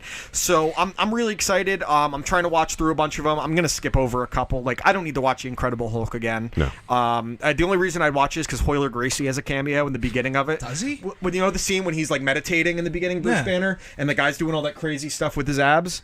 Oh shit! That's not Hoyler. Sorry, that's Hickson, the greatest of the Gracies. That's Hickson Gracie. I remember seeing that on the video. So again, Captain Marvel was okay. It was whatever. I'm very excited for us on Friday. Really looking forward to that. But yeah, I mean, but if someone asked me, do I need to see Captain Marvel to see Endgame? I'd say no. Honestly, you could find the post-credit screen online, and that's really all you need. And you don't even need it necessarily because all it was. That's probably how the movie's going to start. Honestly, if the end credit scene of Infinity War was him paging her, and the end credit scene of Captain Marvel was her showing up, that's probably what it's going to be. It was kind of like at the end of Thor Ragnarok, where that's exactly where Infinity War picked up. Yeah, exactly. It's the same thing. Exactly, which is good. I have a new hero this week, and this is a guy that actually turned around for me. Who? I always hated this guy, but I got to respect because I don't think there's anyone that is consistently an asshole more often and better than the New York Knicks owner, James Dolan. He's taken it to a whole nother level. Can you please, in the background, play me some JD and the Straight Shot, his band? Play his song for Harvey Weinstein. Dude, I should have known, I think it's called. Yeah. I just don't understand, like, what he thinks is unacceptable behavior. Well, he's surrounded by yes men. And if you guys aren't aware, what happened at the Knicks game this past week was a fan went over 2 sections at the end of the game where Dolan was exiting, and he yelled, "Sell the team." And Right. James Dolan, rather than being, realizing I have a few $billion, listen, this is some of the worst music ever, so we'll play this in the back. This is about how he should have known Harvey Weinstein was raping people because Harvey was his friend. What a pretentious douche. So he stops, and then he goes and says to the fan, "How would you like to watch games from home from now on?" And then he sends security up, and the guy's banned from doing anything at Madison Square Garden. He can't go to a Billy Joel concert. He can't go to a Rangers game, let alone a Knicks game. And then he goes on Michael Kay earlier this week, and I had to listen to the interview because he's such an unapologetic douche that I have to respect it, because this is the truth about most sports owners. They're billionaires, and they could give a fuck about the fans. Oh, yeah. He doesn't give a fuck. He's making money no matter how bad the Knicks are, and I have no doubt that he's spent tons of money trying to build a winner miserably, but... he bans the fan, and then he defends his actions completely, rather than just ignore the fan, which is what he should have done from the very beginning.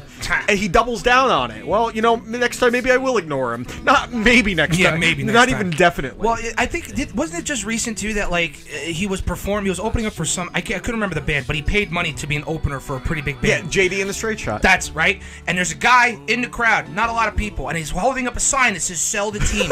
He brings the guy on stage, berates him, and then bans him from the Garden. Well, he's notorious for going after the media. He hates the Daily News, and because what he said on the K interview was, "Well, the Daily News never says anything good about the Knicks. They have the worst record in the NBA since 2004. What do you expect? What are they supposed to say that's good?" Don't forget the stuff Maggie Gray said about him, and now she's banned. And it's incredible. I mean, Frank Isola was the premier Knicks reporter, and he had a beef with Frank Isola. Even when Frank went to see his dog shit band at a bar, he was giving Frank shit, messing with him, sending him drinks that he didn't want. Now, it's a lot of because of the fact that he has the money. He could do whatever he wants, and with zero repercussions whatsoever. Because you're 100% right. No matter what's going to happen, the Knicks are going to make millions of dollars for him. So they sell out matter. every game, and it's $200 to get in the building when they're fucking the worst record in the league, 13-42 or something. Dude, is their record?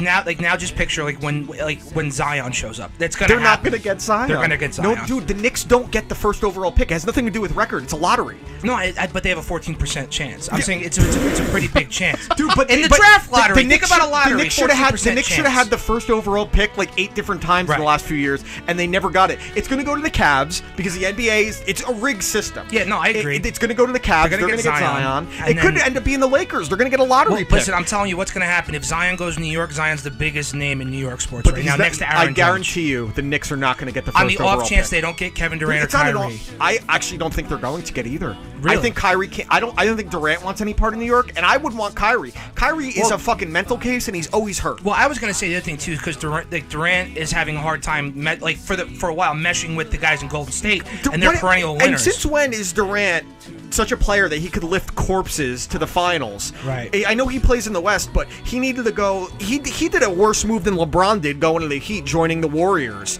who had already been the talk of the NBA. Yeah. So I'm excited to see. I hope the Knicks miss out on everyone. They overpay for a third-tier player like they did with Amari Stoudemire a few years ago. Right. Because there's nothing more I love than watching Knicks fans squirm. What did Stoudemire get? $90 million? He got some stupid contract for being, and he had one decent year, and then in the playoffs he punched a fire hydrant and missed the rest of the series, and then bathed in wine. It goes to my point that I've been saying for a while now, just how garbage the NBA is. It's bad. Yeah. It's bad basketball. It's bad PR. It's bad all around because what's going to happen? Golden State's going to go to the finals like they have the last 5 years in a row, and it depends on who's going to try to beat them in the East. Is it Toronto? Yeah. Is Brooklyn on the rise? Which is pretty cool, but it still doesn't make a difference because who's going to compete with Golden State with five All-Stars in their starting lineup? I'm rooting for the Bucks this season entirely. They are the best team in the NBA right now, but that doesn't mean shit when you get into the postseason. Is Giannis that guy? I don't know. You know what I mean? It doesn't make sense to me.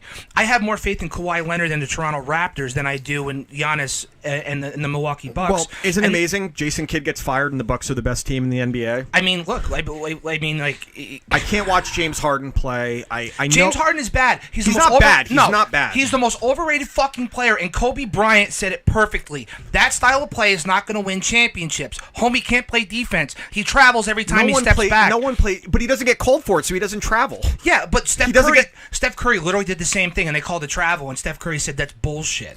It's stupid. I can't say he's overrated because you don't go on the longest streak of averaging 40 points since fucking Wilt Chamberlain without being a pretty fucking good scorer. Yeah, but Wilt Chamberlain won a bunch of fucking titles. What did James Harden done? But you also don't win in the NBA without having other players around you. So there's, I mean, Kobe didn't say whatever. You use Kobe as your defense. Did he win without Shaq?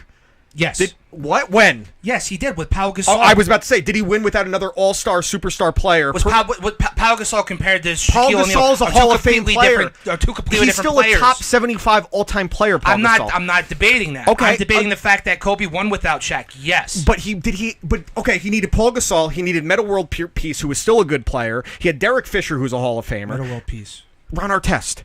Oh, I forgot he changed his name to that. He had Phil Jackson, the greatest coach in NBA history. Kobe never won anything on his own. He needed other superstars around him. So what? Michael didn't win anything by himself Absolutely. either. Then Which again what's that brings point? the fact, because that's why comparing players and calling them overrated is so silly, because there's so many. You should never compare LeBron to Michael Jordan because they're completely different players. I agree. People that want to say Michael Jordan won by himself. No, top 50 all-time player in Scottie Pippen, top 10 all-time defensive player in Dennis Rodman, one of the great six-men shooters in NBA history, and Tony Kukoc. He had fucking Steve Kerr. He had a superstar team around him. Horace Grant. Yeah, so no one has ever won on their own. Now, I'm not saying James Harden doesn't make it hard to win a championship, but what is around him that is superior? He's the one that was a sixth player, left, and now the Rockets are the team. He's on the Rockets, right? Yeah. Rockets. The Rockets are a playoff team again. Eric Gordon, Chris Paul. Yeah, he had to leave. So I can't call him overrated because the second he left as a sixth man, he became a better player than a lot of guys are in the league. He's a top 5 player in the NBA I agree. right now. And looking back on it years ago, it's hard to believe that Durant, Harden, and Russell Westbrook were all on the same team at one point. Yeah, exactly. And you couldn't win a championship with that. So that's why we know Durant is a Hall of Fame player. Russell Westbrook is a triple-double machine. And James Harden's a great player. But, again, their offense is built in the Mike D'Antoni system. That's the other thing you got to consider with James Harden. It's the run and gun.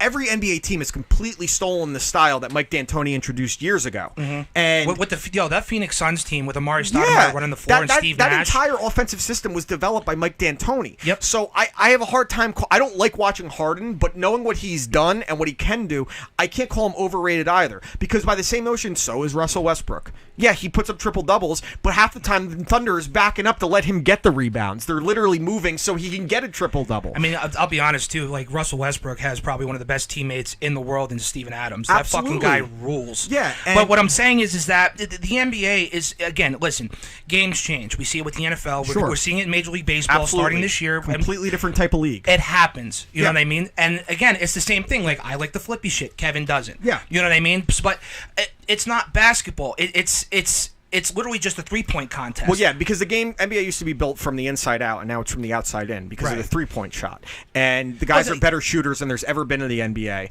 It's not even Steph Curry's the greatest shooter in NBA history. That's without a doubt. It can't be argued. debated. It can't be argued. He broke Ray Allen's 3-point record in a season by taking, I think it was 200 less shots. Yeah, he has the record for most consecutive games with at least one 3-pointer. That was going forever until he finally had a game without them. It's just a completely different type of game. So it's a game I don't enjoy watching personally. I have a hard time watching I watch the Nets when they're playing well, which is cool to see. And I like the way the Nets play offense. Their defense is pathetic. There is no defense in the NBA anymore. It's bad. Did you guys see it was Mitt Romney's birthday this week? Yeah. Did you see this, Josh? No. Pull up Mitt Romney candles. Josh. You got to see Josh. So it was Mitt Romney, Senator of Utah, Mitt Romney. Yeah, the fact that this guy was at one point a presidential candidate weirds me out. Yeah, click that. We don't even need sound for this. So Mitt Romney is, it's his birthday, and they bring him a cake. How many of his wives do you think showed up to his birthday? I think he only has one. I don't think he commits to the full Mormon, all in, because I think if you're actually a Mormon. So look, it's a cake of Twinkies, which I'm down for. Yeah. I wish there was actually corn dogs. I was more surprised that there was Twinkies. I thought it was an actual cake. So watch how this jerk off blows out the candles on his cake. Why? He's pulling each candle out individually. and blowing them out in his hand, rather than just do the normal thing people do when they have a birthday cake. And just spit all over the cake. Yeah, spit all over the cake. And this asshole, this almost president, almost is pulling out each candle individually. It's, okay, that's something a sociopath does. Yes, like, absolutely. I have no doubt now that Mitt Romney has a few bodies buried in his backyard. And I that is satire. I don't mean that he's killed people. I just mean that he's probably killed people.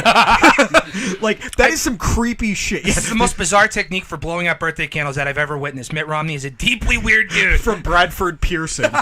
Like, dude, okay, so think about this. This guy Mitt Romney has been alive for 72 years and apparently has never seen a normal person blow out birthday candles from Bart Smith. Oh, my God. It's so true. And so this guy was almost president, right? Yeah. And to think that this guy was almost at the highest level of public office. The leader of the free world almost blew out candles like this. Yeah, and that tells me how weird all the other guys in office are, that if this guy who was almost president, what about the random congressman and senator? What kind of weird shit are they doing? I mean, he's a Mormon, so he's kind of weird anyway. I mean, it is what it is. I mean, it's a funny little thing. I mean, as far as like quirky. It's quirky. As far as like when news stories like where everything is just bad, that's just something to make fun of and kind of lighten the mood a little bit. So it's not bad. It's nice. I dig it. I don't understand what his thought process is, dude. Well, that also, I don't think there was a thought process. Josh, I think that he's been doing that for his whole life with birthday cake and candles. He's had a lot of practice. It's fucking weird, man. I'll never understand it. I don't ever want to understand it. I wish Mitt Romney would go away. The fact that he's back in a serious public office is terrifying, not to get political. Yeah. I did get some cool news about something that's going to be coming out soon. What did you get? The Jerky Boys are releasing their first album in 20 years this year. It's not both guys, because the other guy kind of sucked anyway, but Johnny Brennan is going to bring back his old characters and some new ones, and he already released like an early sample of one of the calls. We need some new Saul, man. Hello? Oh, God, I went to the baseball game, and I went to go get a hot dog, and I fell, and my shoes fell off, and everyone was laughing. I was laying in a puddle of my piss and blood. Oh, God, Chuck Lace is calling the show. This is terrible. Hello, Chuck Lace. This is Saul Rosenberg. How are you? Hello? Nobody fucks with the Jesus. Oh, yes, you're on You Watch, I Listen. I'm filling in for Dan and Taylor right now. How are you? This is a very good Jerky Boys reference, but I'm all business. So I have the questions that were given to me by Dave, and about the football. What league are you covering? The Alliance of American Football. And I've heard you on the show several times, and everyone laughed at me. Freeze in hell! And I want to know, first off, what happened in the AAF this past week? Well, in the AAF, the Apollos have continued their undefeated season. They're 5-0. You sound much more prepared this week than your last call. I'm all business. Okay, and what about Alita Battle Angel? I heard it was very good. I saw it recently. I did enjoy it. I think a lot of people should go to the movies and watch it. Okay, so anyway, back to the football. Go ahead. The Apollos are 5-0. Oh my, 5-0. That means they haven't lost yet. That is correct. Yes. Okay. Hello, ma'am. Ma'am, are you still there? Yes, I am. Okay, go on.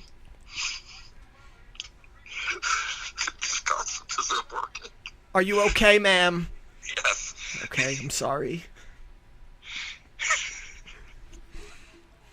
Hello? What are you doing? I have all of my glasses and my shoes. We're gonna fuck your mothers while you watch and cry like little whiny bitches. Okay, so let me ask you some. I'm gonna have the co-host of You Listen to Me Watching, Taylor, ask a question. So ask your question, please. Hello, Chuck. Are you Taylor or are you some other Jerky Boys? No. Everything's fine. Who's your MVP?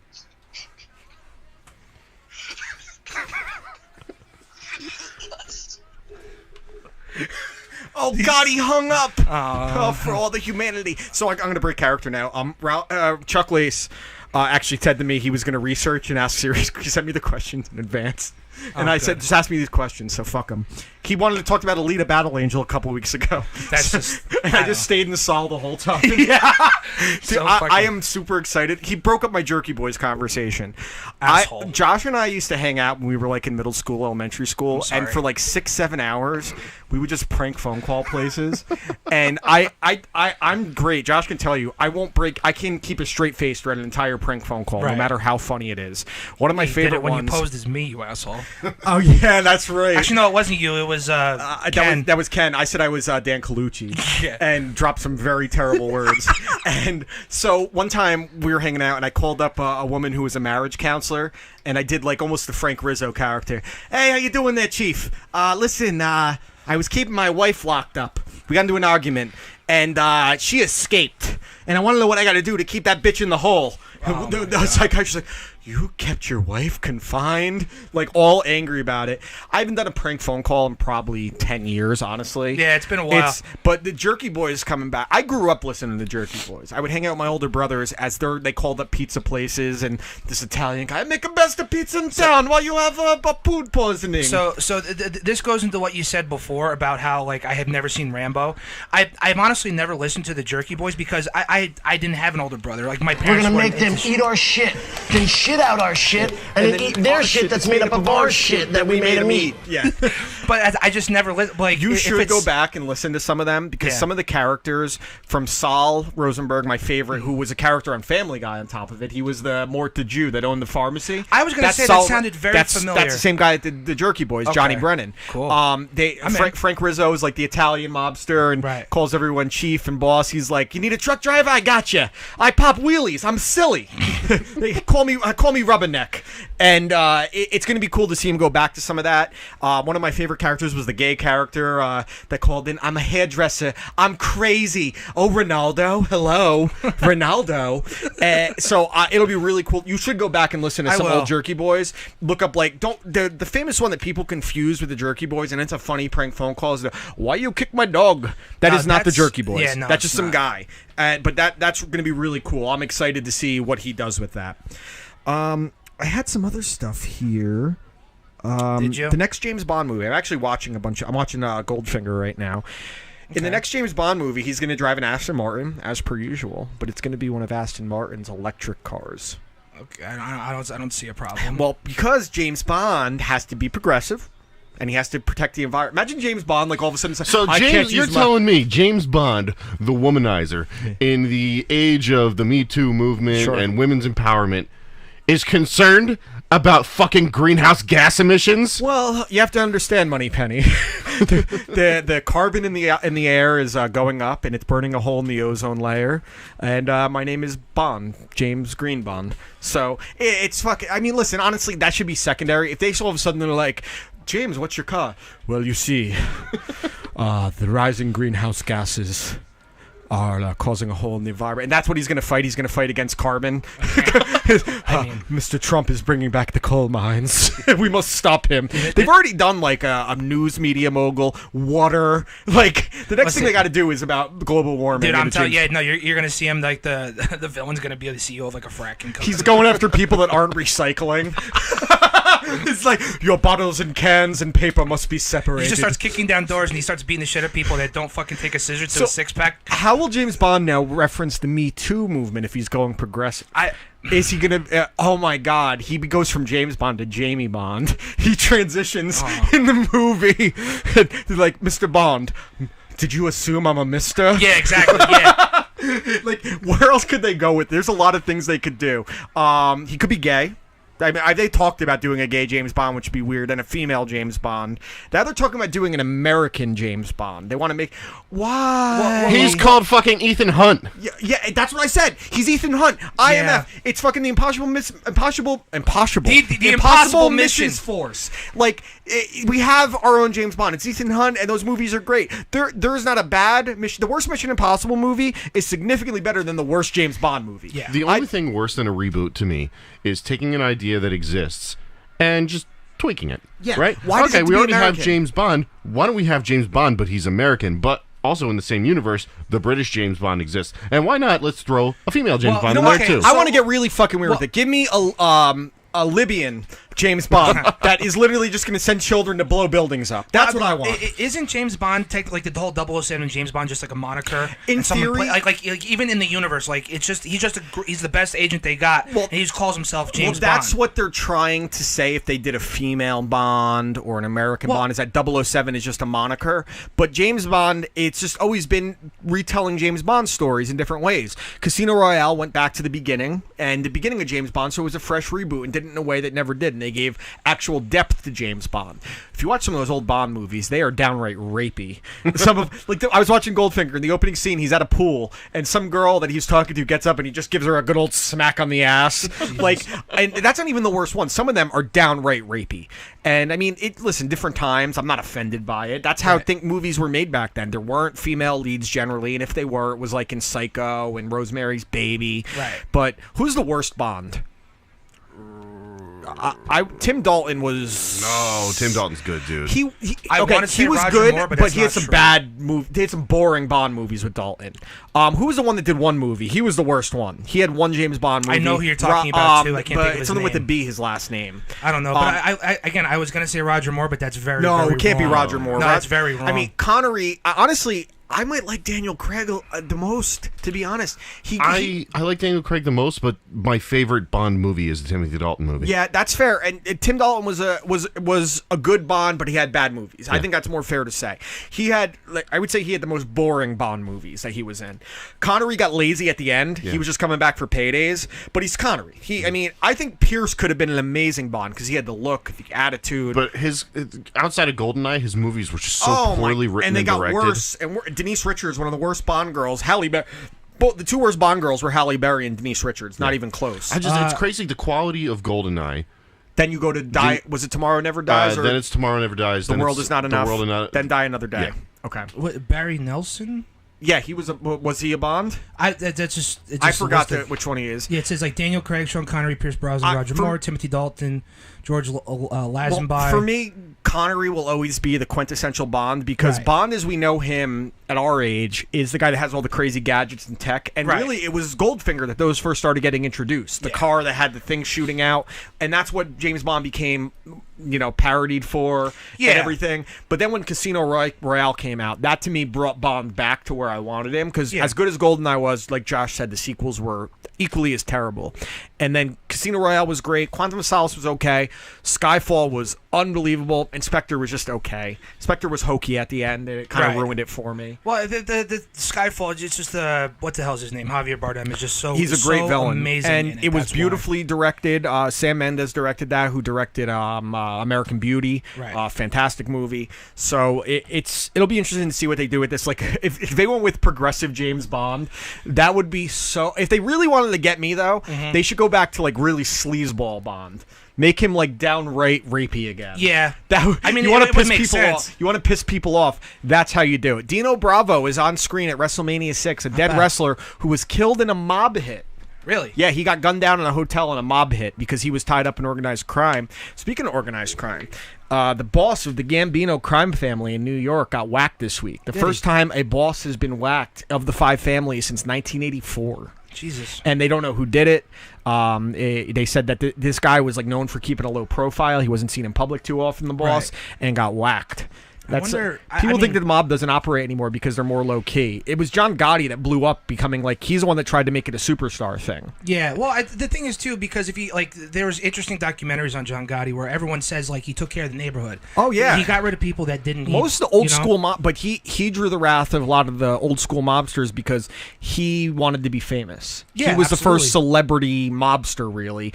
I mean, what's his name? The big one, Whitey Bulger. Not Whitey Bulger. Fucking, how am I forgetting his fucking name? They never found his fucking body. Josh, help me out here. Al Capone. Al Capone. No, Al Capone's one of the famous ones. Well, They never found his body. What's his fucking name? The mobster. Oh, he wasn't a mobster. He was a teamster. Teamster, yeah. We're fucking from New Jersey. I know. And Jack Italian. Nicholson played him in a movie. Jimmy Hoffa. Jimmy Hoffa. So he was a teamster, but he was with organized crime. Right. Speaking of which, where are you at on The Sopranos? Because last time you talked to me 2 weeks ago, you watched Christopher go. And I think I got 3 episodes. Okay, left. because That's I it. finally got the landlord into committing to watching, and now she's into it. Yeah. We just saw Richie get killed by Janice. Right. And while we're watching the show last night, she goes, I hate these jogging suits that all of them wear. So what did I immediately do? You bought one. I went on Amazon and I bought a jogging Yeah, suit. you did. And we're going out tonight for former guest of the show. Her name was Michaela when she was on. We're going out for her birthday in Warwick, and I'm totally gonna try wearing this jogging You suit. should, dude. I'm gonna wear like a white shirt underneath, look like a real fucking greasy wop. I mean, it makes sense. But yeah, the Sopranos, because I watch it with a guy from work because like he likes it a lot.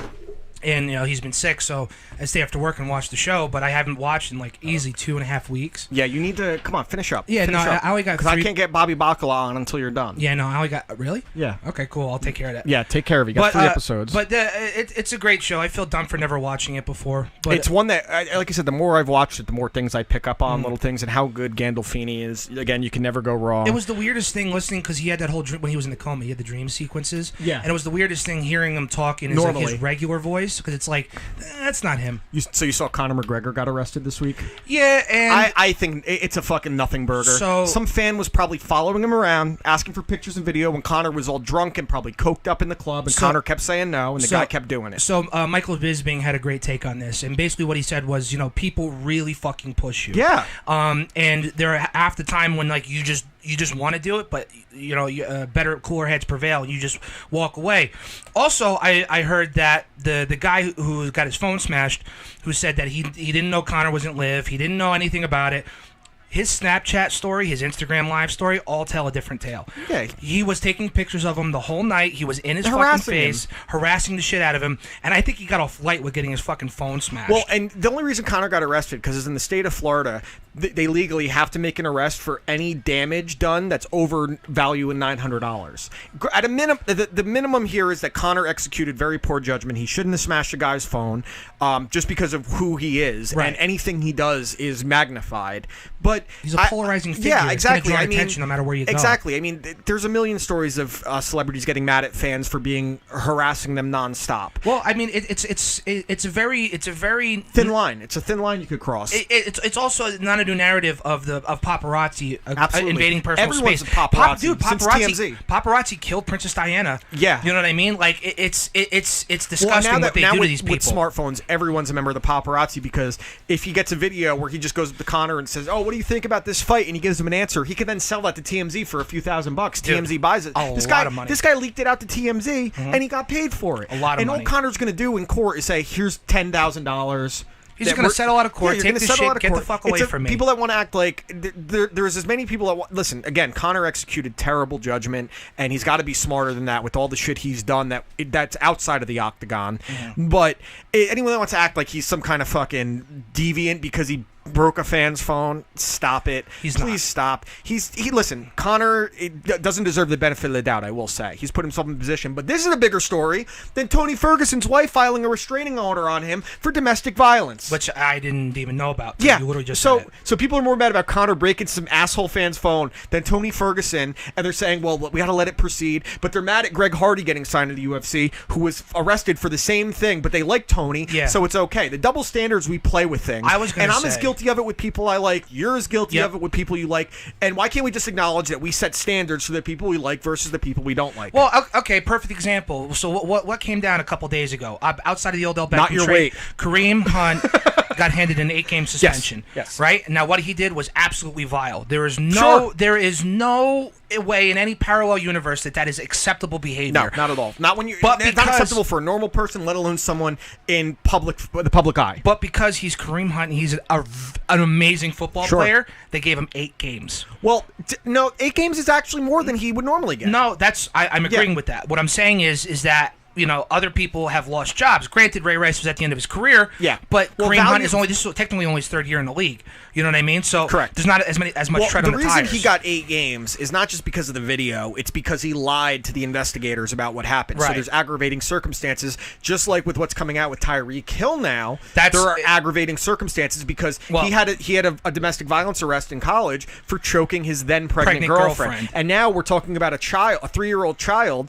that has a broken arm, and we need to know how. Because there's aggravating circumstances, he could I think if this comes out that it's legit, he's going to get suspended for the full season, because you look at it, Adrian Peterson got suspended for the full season for something far less, for maybe overly disciplining his child. Right. I would never beat my children, let alone hit them with a switch. But depending on where you grow up, that's normal things. If you grow up in the South or the Midwest, parents raise themselves differently, and I don't think it's any place for anyone outside of, if you break someone's arm, that's one thing. Right. But spanking is up to the parents. As long as the kid is not getting actually abused, I don't think it's anyone's place to tell them how they should raise their kid. I think I completely wholeheartedly agree. Like because I'm not a father.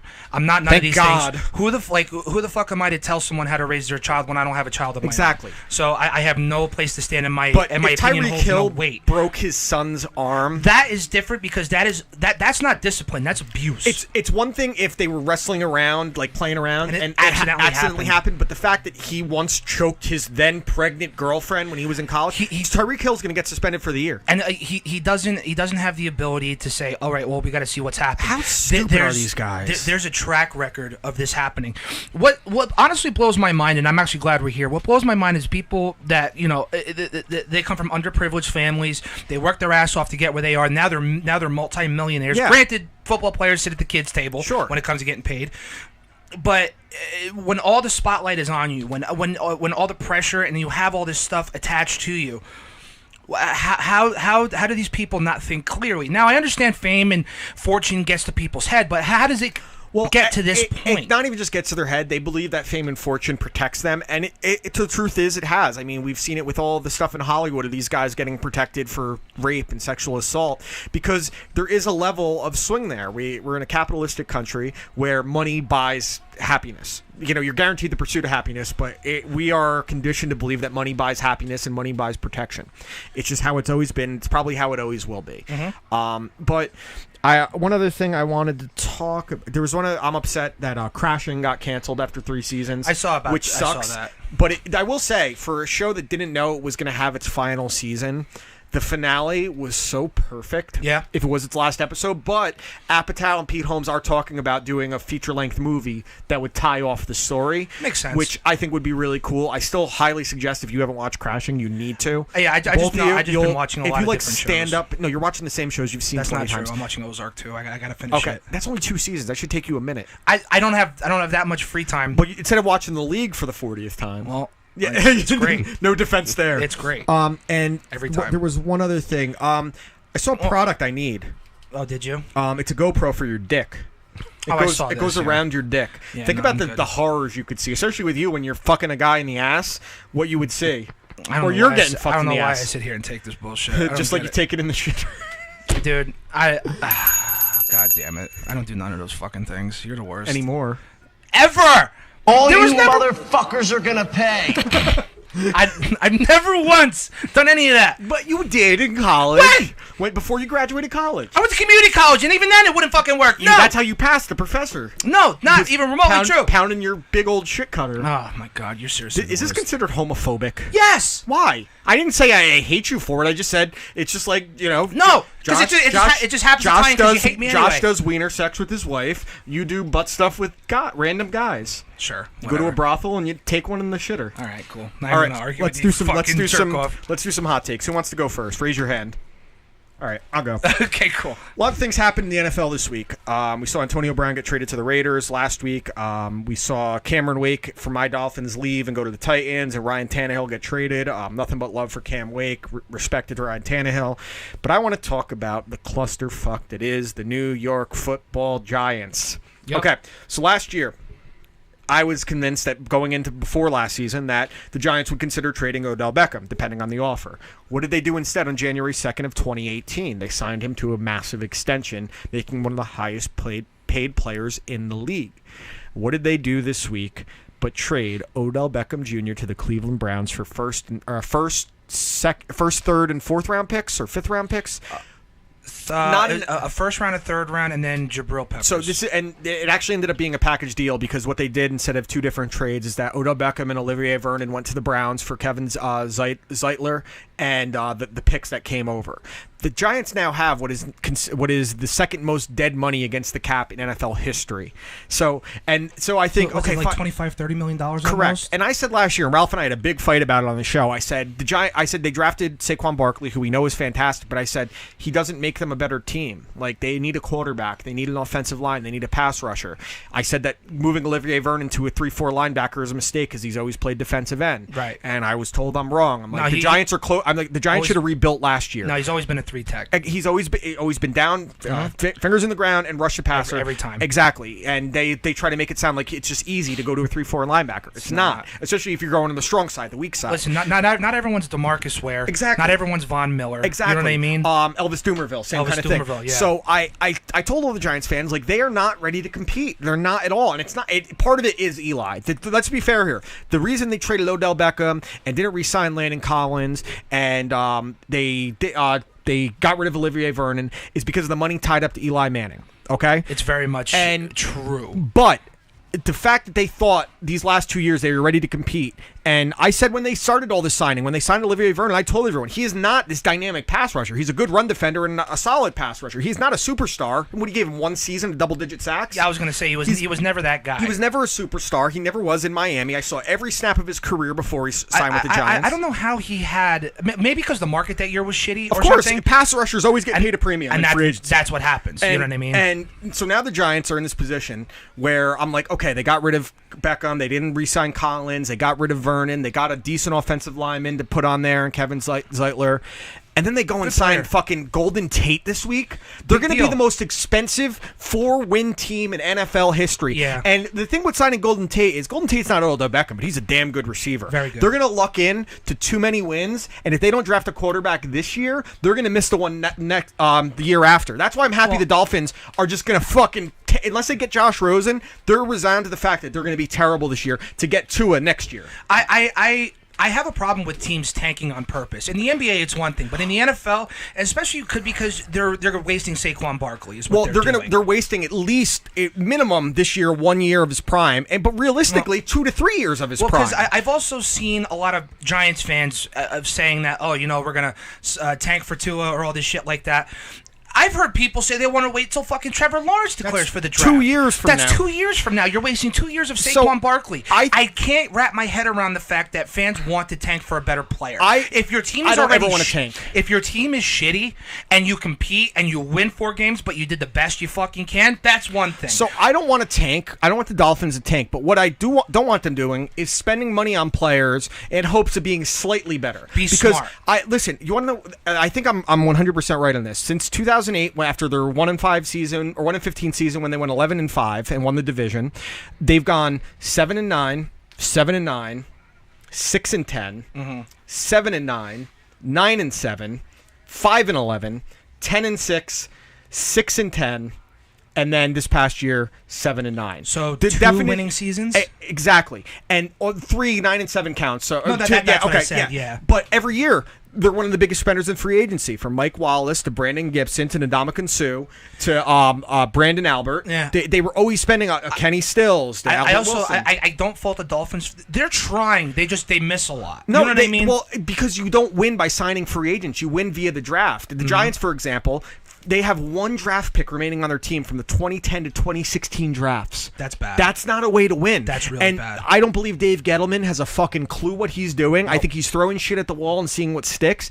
If he had a clue what he was doing, he wouldn't have re-signed Odell Beckham last year. He would have signed Landon Collins to an extension. I'm sorry, Jabril Peppers is a good player. He is not Landon Collins. He hasn't lived up to his first-round draft pick. He's good in coverage. He can't tackle. He can't defend the run. So the Giants are literally teetering on the point because Eli Manning sucks, but he is good enough to luck them into a few wins they shouldn't win. Absolutely. They were in enough games last year where 1 or 2 breaks, they're instead of being 5-11, they were 7-9. Yeah. And then you're out of the top 5 in picks. That argument you had with Ralph is the same argument I had. Granted, I know the offensive or the rookie of the year always goes by stats. Of course. That's why I can't understand people who say, even though Barkley is an otherworldly talent, that Philip Lindsay You know what I mean? Undrafted, and he helped the Broncos win if there was a games. rookie MVP, That's my whole. If there was a rookie MVP, if you're looking at the argument of what value means, there was no better value in the NFL than Philip Lindsay. Yes. But if you're going off what MVP actually means, which is just the stats, Baker Mayfield was the most valuable rookie because he took a 0-win team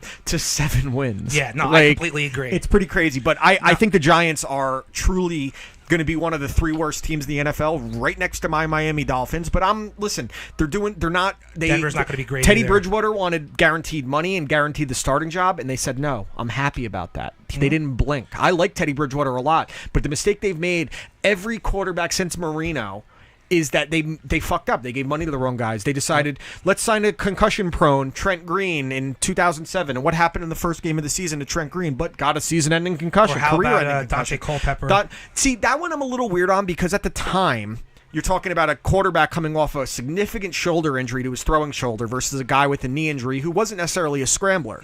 No one expected Drew Brees didn't become Drew Brees until he got to New Orleans. Until he had Sean Payton. He was still a good quarterback, and Dante Culpepper was a former MVP. So I just think the Giants are truly in NFL. They want to talk shit on the Cowboys all they want. They're making the same mistakes the Cowboys did for years and years under Romo. So congrats, guys. This is where you are now. Yep, I completely agree. All right. So I'm gonna stick in sports. The last word. Pete Alonso should be the first baseman in opening day, but I don't think he will be. I think just for the next year of control, you sacrifice 2 weeks of the season. I see Dom Smith at first base. And I actually agree with you because if Dom Smith was sucking in spring training, I'd have a big issue with it. But the fact that Dom Smith is killing it and he looks in great shape and he has a good glove. Dude, it's a great problem to have. Yeah, and I'm very happy about it because big question mark at third base, even though McNeil's going to be there opening day. That's my belief. But at first base is one of the most important positions on the field, at least in the infield. And you got to also remember that Dom Smith was Pete Alonso 3 years ago. He was all the rage. I remember when I first started following the team, that's what everyone said, Dom Smith this, Dom Smith that. I think because Alonso is such a big bat. Oh, my God. And he's been that killing home it in running spring hit training against the Red Sox last week, out of the building. Yeah. Or how about when Alex Cora said that he was the best hitter he saw in Florida, even including the guys in his team like Xander Bogaerts and Mookie Betts and shit. That's awesome. And did you see him truck Reddit? Yeah, oh my God, Reddick. Dude, he not JJ Reddick. Why did I say JJ Reddick? Because that's a famous basketball player. Yeah, JJ Reddick. I'm even though there's a lot of question marks. Yeah, he took out Turkoglu also. Yeah, there's a lot of question marks going into the season. Obviously, with the Mets, that really is not outside of a realm of possibility. But I very much want to see Dom Smith starting, unless Pete Alonso gives him a reason that they have to put him at first base. I think Dom Smith and there's not a valuable argument here. I'd rather sacrifice the first 2 weeks of the season for an extra year of control because it seems like Alonso could be that guy. And let's say Dom Smith comes out and crushes it. It's fucking a good problem to have. Exactly. And I very much like the core coming together because you have Ahmed Rosario. You know what? Here's my hot take. I was listening to CMB yesterday and someone says, Robinson Cano went on record and said Ahmed Rosario is going to be an absolute superstar in this league. And you know what Bart Scott says? What? Bart Scott says when? Oh yeah, dude? First major league season was only last year. Yeah, well, Bart He's Scott 22 years old. Bart Scott doesn't know anything about Shut baseball. up, Bart. He barely knows anything about. Moron. He barely knows anything about the sport he played. I understand, but like, I how agree. can We you can't say call him a something superstar like yet that? until he proves it. But he's shown enough that you can see the flashes of potential. He's a fucking kid, but it goes back. I love the young core the Mets have, and I love like guys. Enough with that shit. Come on. And I have to say, I'm very excited for the season, even though it doesn't matter what happens, win or lose. I very much will enjoy it. Absolutely. I'm excited for opening day. I need Michael Conforto to really take over this He's year. going to. That's what I need. I think he's going to have like a 35-40 home run season. You got bat 280. You Brandon Nimmo, Ahmed Rosario, and to be honest, I'm going to go out on a limb here. I want Mesoraco on the opening day roster. No, that's what I want. do not. I do. I don't want Darno back there. It's going to be Darno. Darno can't throw anyone out. Neither can Mesoraco.